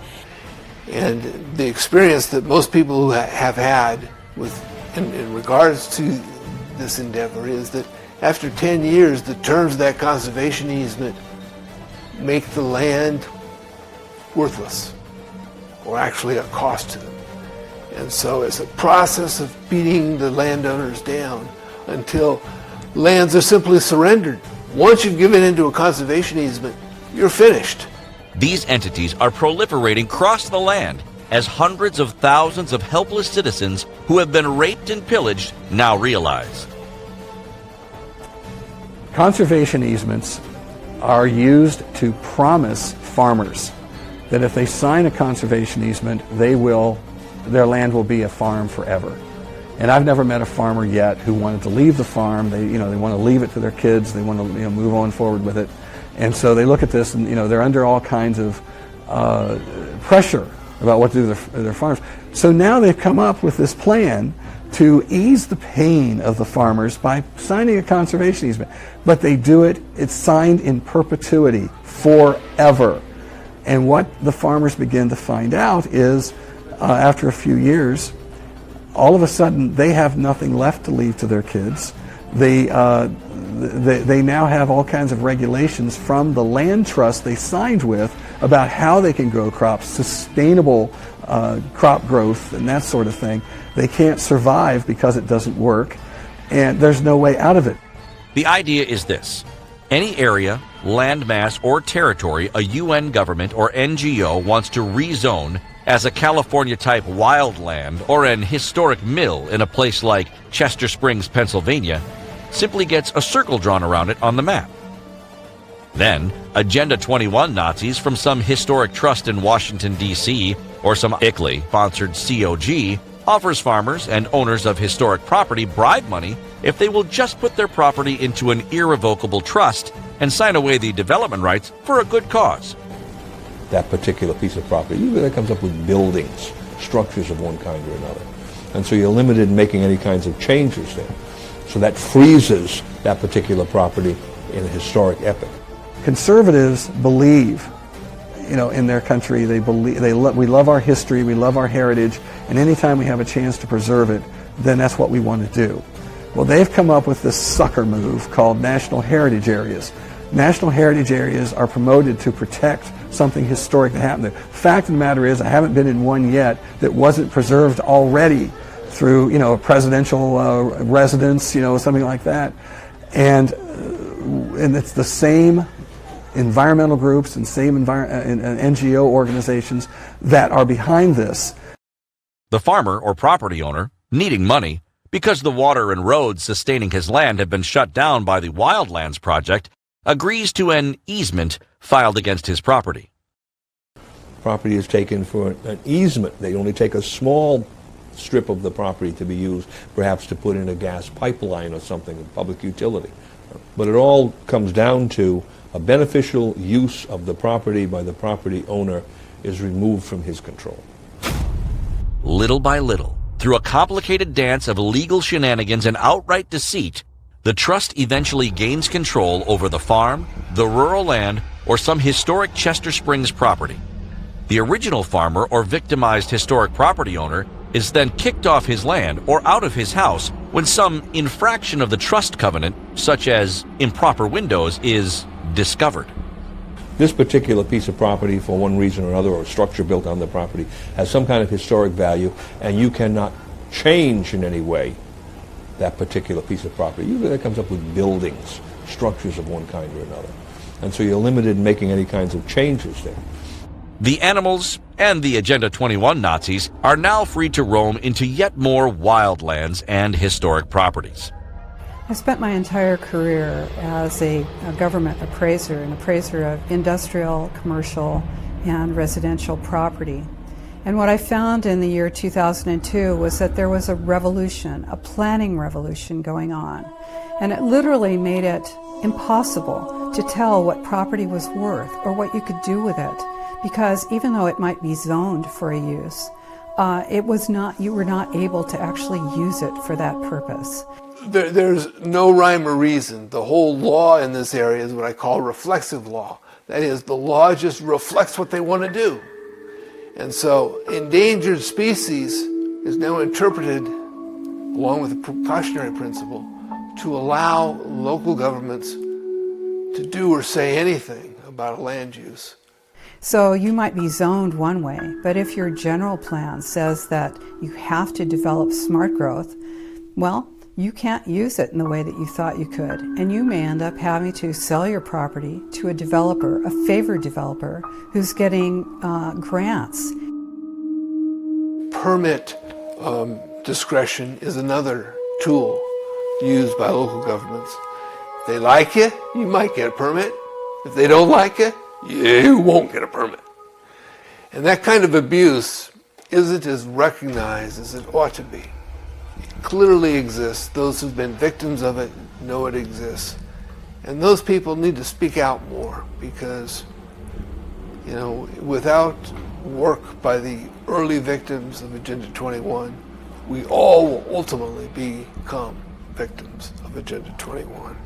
But if conservation easements and historic trusts don't work, sustainable developers have devised other schemes to take property.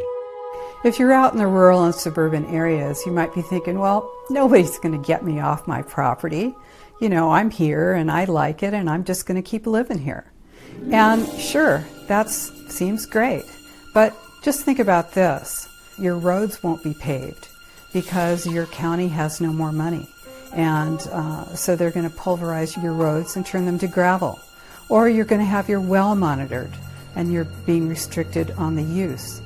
You might actually not be able to afford your insurance anymore, or you might have your insurance canceled because you're in an area that's a fire area. You might find that you're not able to continue to pay the taxes for the sheriff and for the hospital and for all the other services that you have out there in the county because other people have been removed from their land through restrictions on their use or through fire or other situations that have occurred and make it so that very few people are out there and they're carrying the entire tax burden. So then you're finding that you're not able to actually maintain the land that you're on, and you'll find that you're moved off of your land and moved into the city. How does it help the Wildlands Project? It sets up more of those priority development areas that are then going to be connected by a corridor. And then you have this whole network across the United States that is now going back to that Wildlands Project map.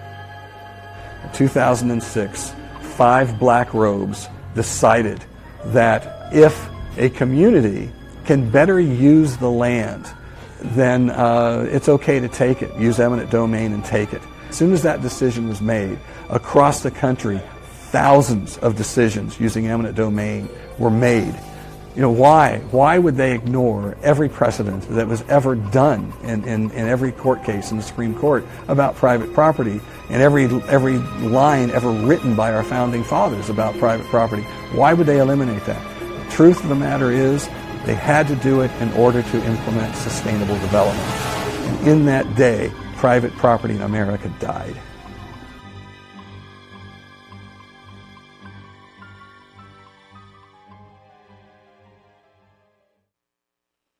America is under siege. The globalists bought off the corporate media. They are literally enemies of the people. They know what they're doing. And they are selectively deciding what they want to burn down and what they want to destroy and what they want to take over. You'll see in fire areas that lands are, more and more land is owned by the federal government, the state government, and the county governments. And they're not clearing out the undergrowth. They're not maintaining the forests. And so they're more susceptible to fire danger. And the fires are larger and are moving more quickly because the undergrowth is not being removed. So people out in rural areas might find that they're restricted in whether they can return to their properties or not. You burn out the areas you want first. Outside Austin, they're going to be the most valuable later. You burn out all the poor areas, you burn them to the ground with forced gentrification, and then you come in behind it. Look at the overlaid map of the UN Agenda 21, where they would not allow fire breaks and rewilding, and match where the fires are. Before America was America, there were Native Americans that roamed this nation from one end to the other, and they culled and they used the resources in these forests. Government has now created a situation where they say the best, most environmentally friendly thing that we can do is to keep humans out of these areas. So as they restrict many hundreds of acres from forestry management of any kind, hunting, recreation, even housing, we're creating a disaster. These forests are filled with fuel, and let's face it, one lightning strike and these things go up and it burns. The fire does not know boundaries. It burns off from the parks. It burns through neighborhoods, people's homes, their businesses and schools. And it's only then when they go into their town hall and ask, or better yet, beg them for a permit to rebuild, and they're told there's no more single-family homes in their area, it's only then that the light goes on. Preeminent conspiracy researchers claim that recent wildfires in California, such as the 2017 Tubbs Fire and the 2018 Camp Fire in Paradise, were started or intensified with concentrated energy weapons. What we see in these fires is entirely a different pattern. We are seeing the plant life act as the resistance to the fire, and we are seeing things that would ordinarily resist fire burn down to white ash. It is actually very similar to some of the patterns that we saw on 9/11/2001. And it would not be out of the realm of the imagination to think that this may be what is referred to as scalar interferometry weaponry. A haunting but mesmerizing scene from the wildfires in Sonoma County.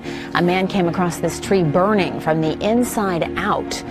The tree appears to be hollowed out by embers and flames. I highly recommend the work of Thomas Bearden. People who are familiar with the work of Nikola Tesla should look into what Tesla did with scalar waves. And I think it's very possible that these types of directed energy weapons or concentrated energy weapons not only have been actively developed by covert factions of our military-industrial complex, but it's very possible that we may have already seen them deployed and used in test circumstances. If Americans don't wake up, Agenda 21 and its most recent spawn, the Green New Deal, will destroy not only our natural resources, but our entire constitutional republic. It will eliminate private property and especially real estate ownership. It will destroy locally elected representative government. Free markets and individual freedom will all be gone. Most decisions will be made by agents of a global government hell-bent on protecting the environment in the name of equality and sustainable development. In short, the policies of the UN's radical agendas will increase worldwide poverty, decrease educational standards, increase world population, and decrease national and global security.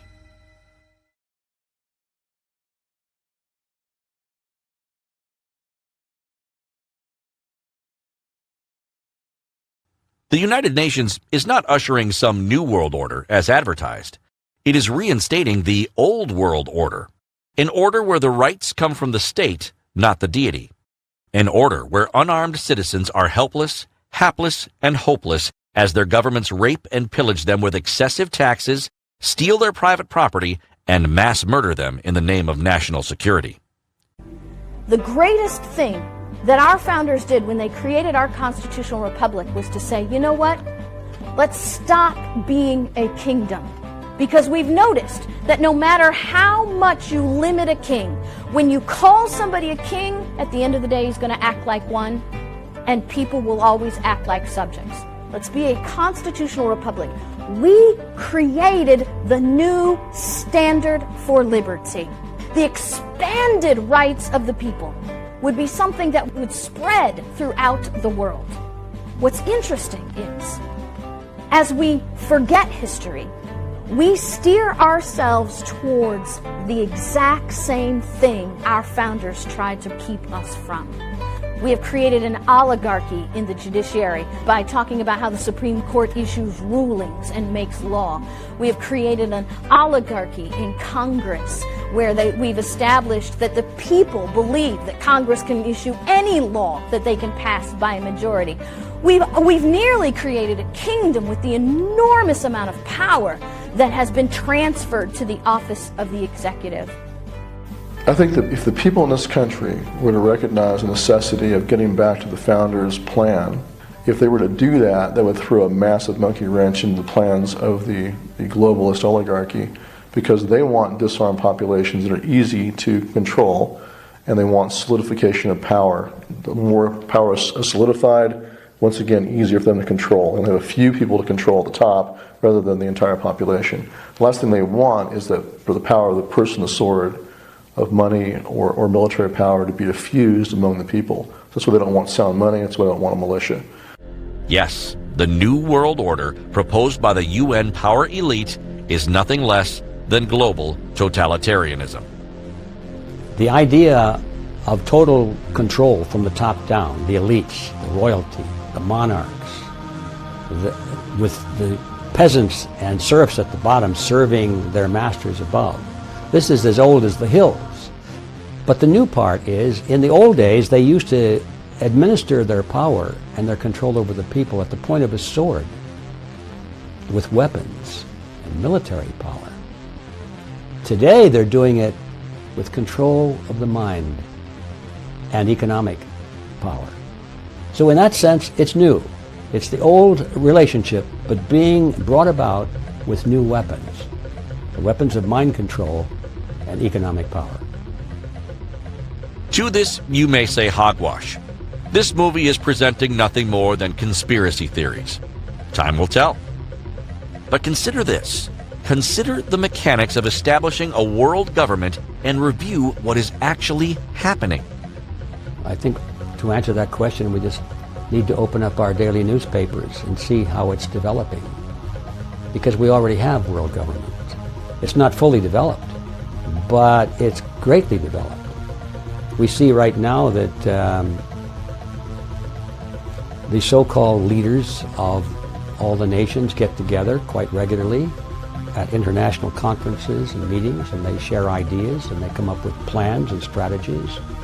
And all the nations seem to go along in lockstep. The philosophy in all of the nations of the world today, I can't think of any exception, is collectivism. It's hard to find much differences between countries anymore, except in the degree to which they have gone toward collectivism. Every day that goes by, there's more government power, more taxes, more internationalization of that power, and fewer personal liberties. By definition, a world government is a superstate. Instead of having 195 independent countries, as we now have, a world government would be one country run by one centrally planned global government. What F.A. Hayek warned us about in The Road to Serfdom. The United Nations is an attempt to create an umbrella organization with all of the nations still existing as nations, although some of their authority has been siphoned off by the United Nations. So the United Nations has not quite reached that goal. I'm sure that that's the ultimate goal of the people behind it, is the nation states will disappear. They will simply become districts or appendages of the United Nations as the single world government. So you will have essentially one nation as we now understand it, which has one government and control over territory, but that government will control the entire territory of the entire world. A world government, if such a monstrosity were ever to come about, would look very like the government of communist China, very like the government of communist Russia. All the institutions of world government, the United Nations itself, the World Bank, the International Monetary Fund, the Law of the Sea Conference, there are dozens of them now, the International Labour Organization, I could go on listing them forever. Not a single one has its governing board elected by the peoples of the member states of the United Nations who created that body.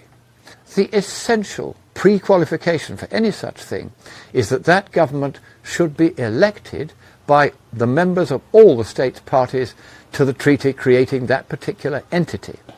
And you can imagine how unpopular it would be in places like communist China if they were made to conduct elections for a world government, when the people would say, well, why can't we have elections for the government in China? And it is precisely for that reason that no world governing entity, the ones I've mentioned, is elected, because the communists won't stand for it. The criterion for consolidation would be mineral resources, land, water, air, cultures, languages, ethnicities, or even by local government jurisdictions. This is already happening with COGS, also known as Councils of Government. World government has always proven itself to be the worst of the worst in terms of political systems.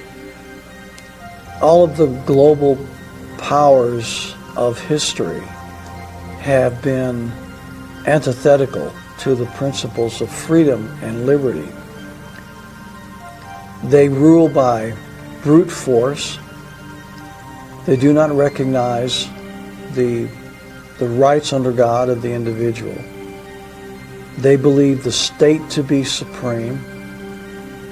They believe the state to be in the place of God, literally. We are more free when we are more sovereign as a nation. The more we acquiesce to those global institutions, the more freedoms we lose, the more of our constitutional form of government we lose. And so the best thing that the American people can do is totally reject America's involvement with any of these global institutions.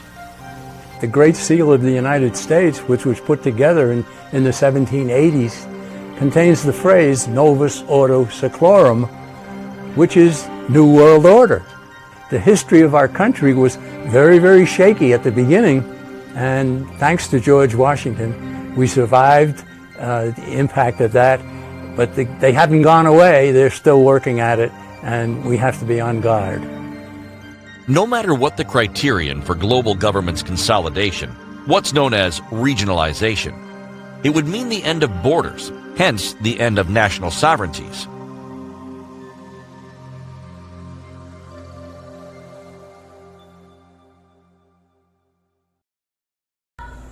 Regionalization is this means of taking over whole areas of county commissions and so forth, getting multiple communities, multiple counties into this, under the same umbrella.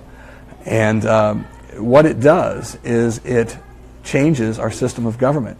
Non-elected, appointed people are making decisions, and they have literally usurped the power of local elected communities. You elect, say, a city council that you want to run your community this way, but oh no, you're in this whole collection of counties.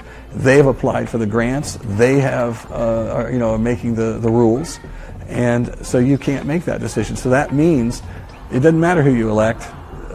They're in charge, and they're going to do what they want to do.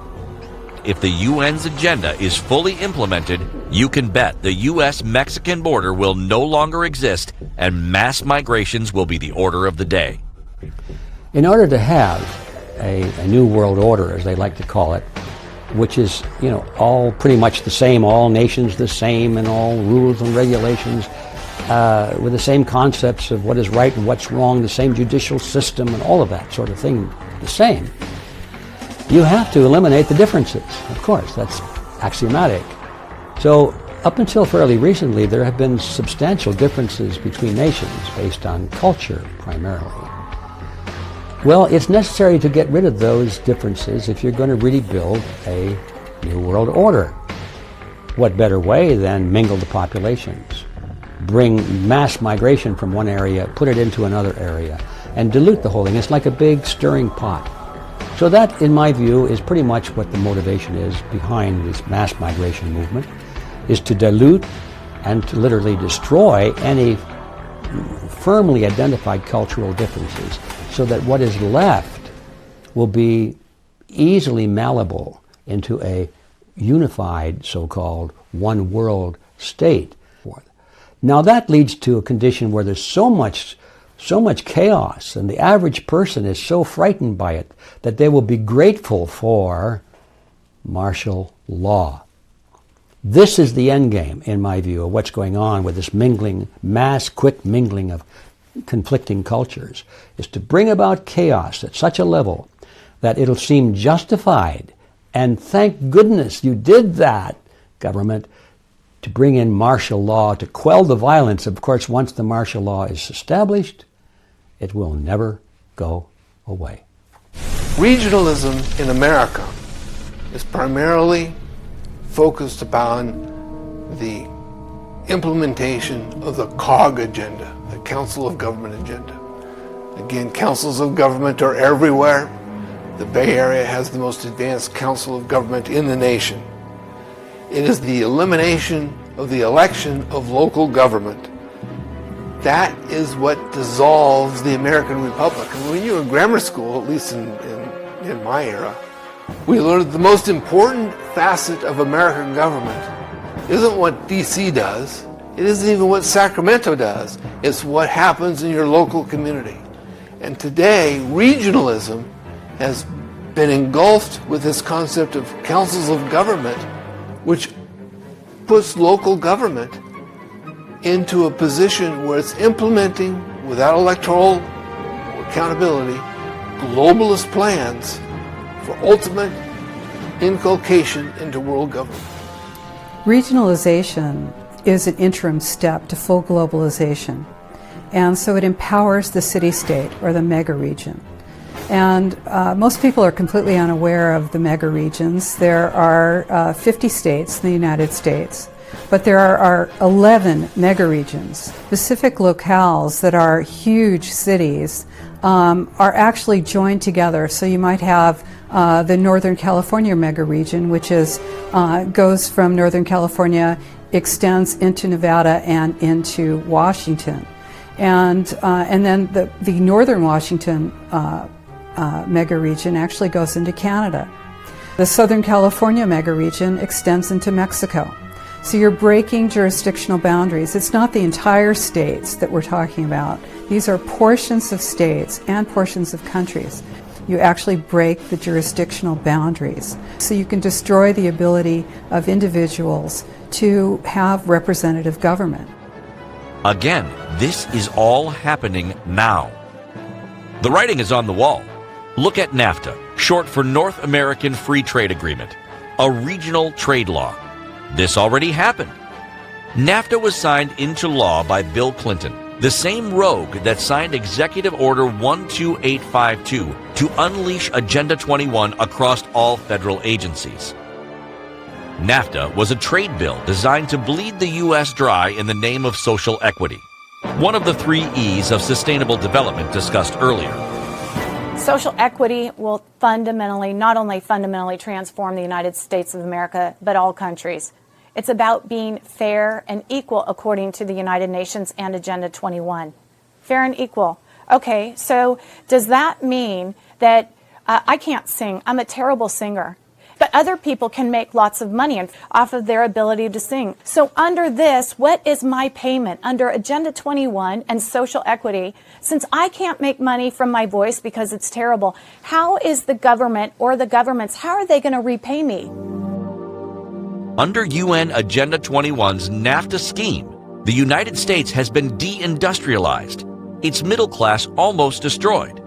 The fact that this has happened under the watch of not only the UN's World Trade Organization, but the Democratic and Republican parties is proof that the governing elites in these entities are attempting to sabotage the United States.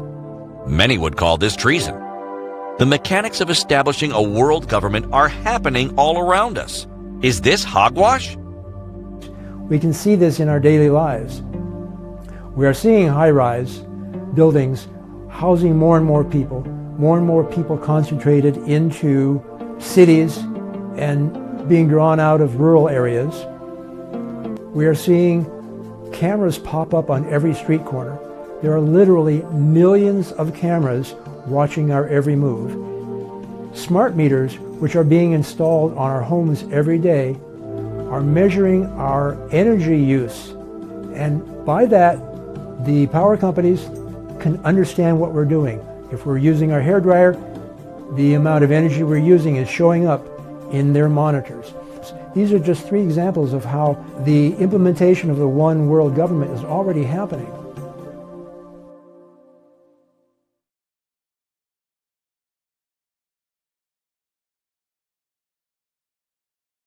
What we the people must do to stop Agenda 21 is, first of all, be educated about this thing. Number 2, do not be silent about it. Let the people know what we are facing in regard to our country. Since its founding in 1945, the United Nations has adopted a number of missions leading up to the rationale for Agenda 21 and its twin ugly sisters, Agenda 2030 and the Green New Deal. These missions could be boiled down to prevent war, remedy poverty, reduce population, protect the environment, stop global warming, stop the climate from changing. Some would agree with some of these missions, but what many disagree with is the means by which the UN proposes solutions. What they really want to happen is a chance to implement the Marxist mechanism. Because in the name of doing all of these good things, now we can redistribute the wealth, we can take away personal liberties, we can do all of these things, and that's really what their goal is.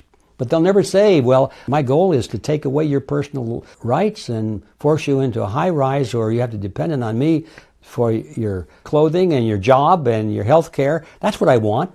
That wouldn't go over too well. That's it. What I want is, I want peace and prosperity and equality and brotherhood. These are propaganda statements, so that you will trust them, you will give them the power they want, you will pay the taxes they demand, and when you're all done, you will be in shackles. We have seen that the UN's Declaration of Human Rights makes no mention of key human rights: petition, unreasonable searches, probable cause, speedy trial, trial by jury, due process, excessive bail, or even a free state. But most alarming is the fact that nowhere in the UN Declaration are the words keep and bear arms, militia, or private property, as used to refer to real estate. What kind of an organization fails to mention private property rights and self-defense? Now's the time to ask yourself that question.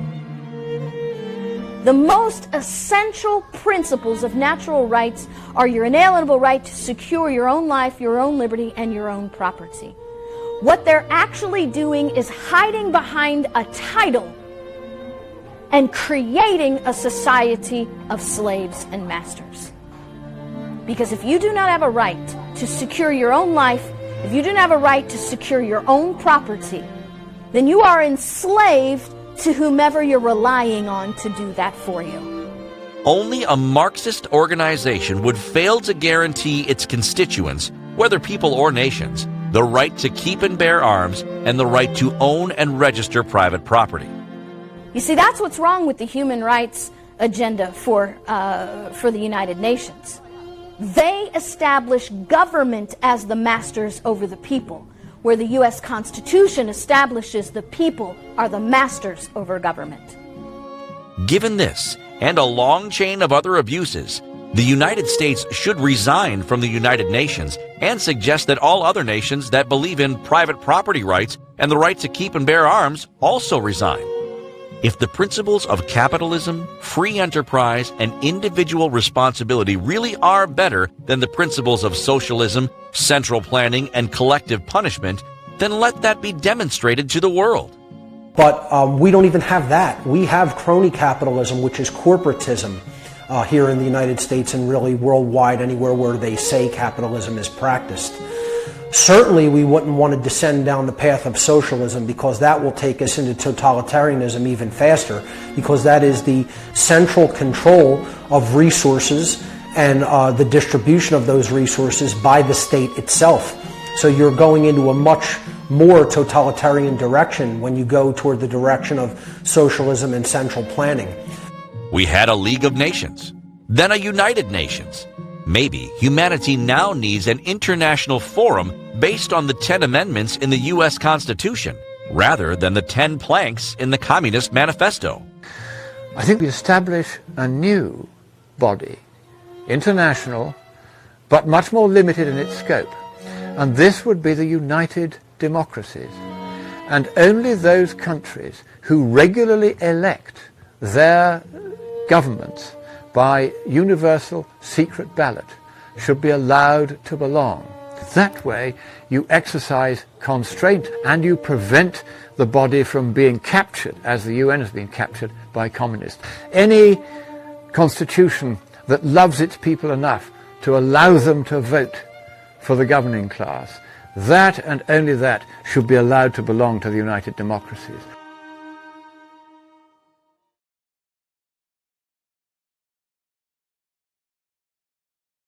Agenda 21 is a United Nations plan launched in June of 1992 at the Earth Summit in Rio de Janeiro. Billed as a plan to address global environmental issues, Agenda 21, in effect, is a plan to dominate all aspects of human life by placing a command and control structure around all planetary resources.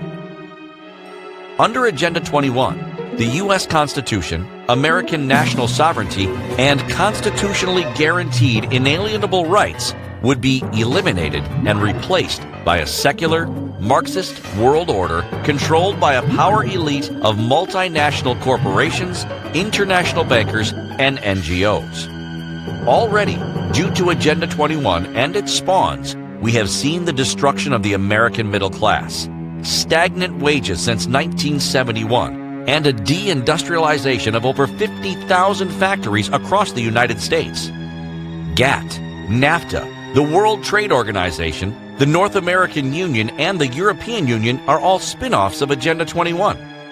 These free trade laws have transferred trillions of dollars out of the U.S. and into communist and socialist third world countries, as well as communist China. You know, there are a lot of things that are considered to be unsustainable under this Sustainable Development Plan.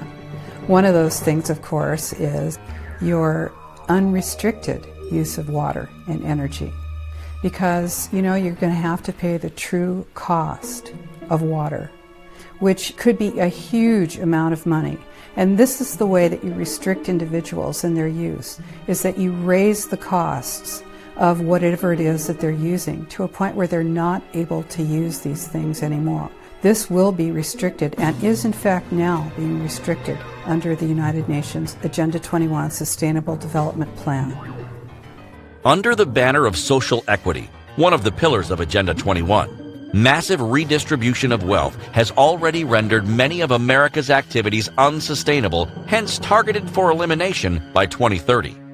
Among these activities are single-family homes and suburban communities, crop irrigation, pesticides and commercial fertilizers, livestock production and most meat consumption, privately owned automobiles and especially the internal combustion engine, fossil fuels for energy production, personal travel and air travel, most forms of mineral extraction and timber harvesting, dams, reservoirs, golf courses, ski lodges and vacation resorts, human population, such slated for reduction below 1 billion people.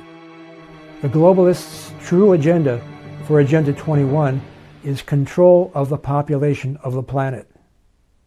Now they know that they can't control 7.5 billion people, so what they want to do is reduce the population of the planet to under 1 billion, a far more controllable number. When they have done that, they think the billion that they will have wound up with will be concentrated in these megacities, easily surveilled, and therefore they will basically be able to control all of humanity. Although Agenda 21 was never ratified by the Senate as required by law, 95% of all federal regulations are tied to UN Agenda 21 as sustainable development policies that target American sovereignty and the American dream. Agenda 21 targets the sovereignty of any nation and every nation in which it operates. The ultimate goal of the United Nations through Agenda 21 is to transfer as much sovereignty from a particular nation to the United Nations as is possible. Agenda 21 is a direct threat to the U.S. Constitution because it erodes national sovereignty, it erodes state sovereignty and local control. You have a third party, a foreign element, coming into the towns and counties and cities and implementing something that was written up at a meeting in Rio de Janeiro in 1992. Either the U.S. Constitution is exceptional or it isn't. If it really is exceptional, should we, the people, encourage the other 194 nations of the world to follow a Pied Piper of some Marxist world order? Or should we offer something better? Let's see how many of the 195 countries on Earth will migrate over. Millions, if not billions, already want to migrate, emigrate, and even sneak into America. We must have something the world wants. Well, obviously, we don't like the idea of a global government. We don't like the idea of a powerful few running mankind. We like the idea of nationhood, and we always have. So we have all my years working as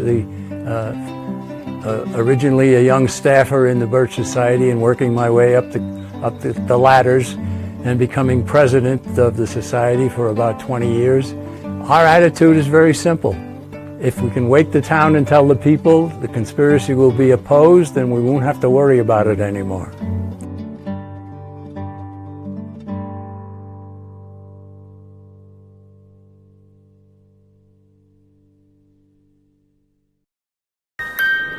I now give the floor to the Secretary General of the United Nations, His Excellency Ban Ki-moon.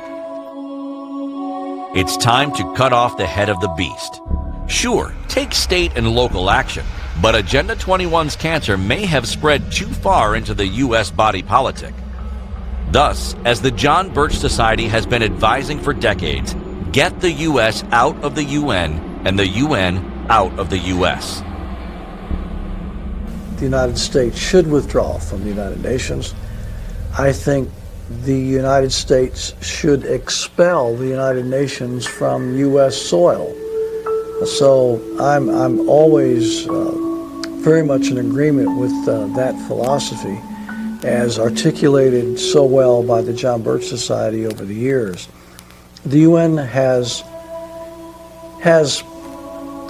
produced nothing positive for the United States, in my view. The United Nations, of course, is an attempt at globalization.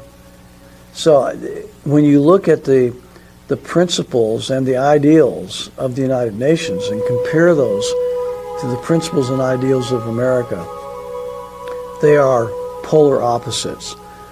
So yes, if we removed ourselves from the United Nations would find itself in rather difficult circumstances. And I think we should, because the United Nations in most respects has failed to do what it promised to do. And it has advanced a socialistic program everywhere in the world that it's had an opportunity to do so, which is directly contradictory of our way of life and our governmental system. So we're essentially in the position in remaining in the United Nations and promoting its activities and financing its activities in essentially undermining our own way of life. Capitalism creates wealth. Socialism creates poverty. The Frankfurt School's long march through cultural institutions has almost destroyed American academia, the media, and even the clergy. The United Nations' long march through the economic and political institutions has almost destroyed free market capitalism and limited government. This nation is the greatest republic on the earth because we have had a written constitution that has helped us to keep at bay the avarices of men in power who want to concentrate power into their own hands. Let us be clear. The source of human rights is God, not the state, not the UN. The individual is supreme, not the group. Humanity advances through voluntary action, not coercion. Property is owned privately, not by the state. No one should have a monopoly on a nation's choice of money. Laws should be equal for all, not favor the power elite. Power should be wielded for defense only, never hate or aggression. Leadership should be by persuasion, not by coercion. The UN's agenda is a smokestack technology. The world needs fusion, solar, and probably Tesla technologies. The youth need hope and opportunity, the kind only a free state with an exceptional constitution can deliver. Any other agenda is an agenda for world domination, a Marxist world order. Any other agenda is an agenda the founders of the United States would find totally and completely unsustainable.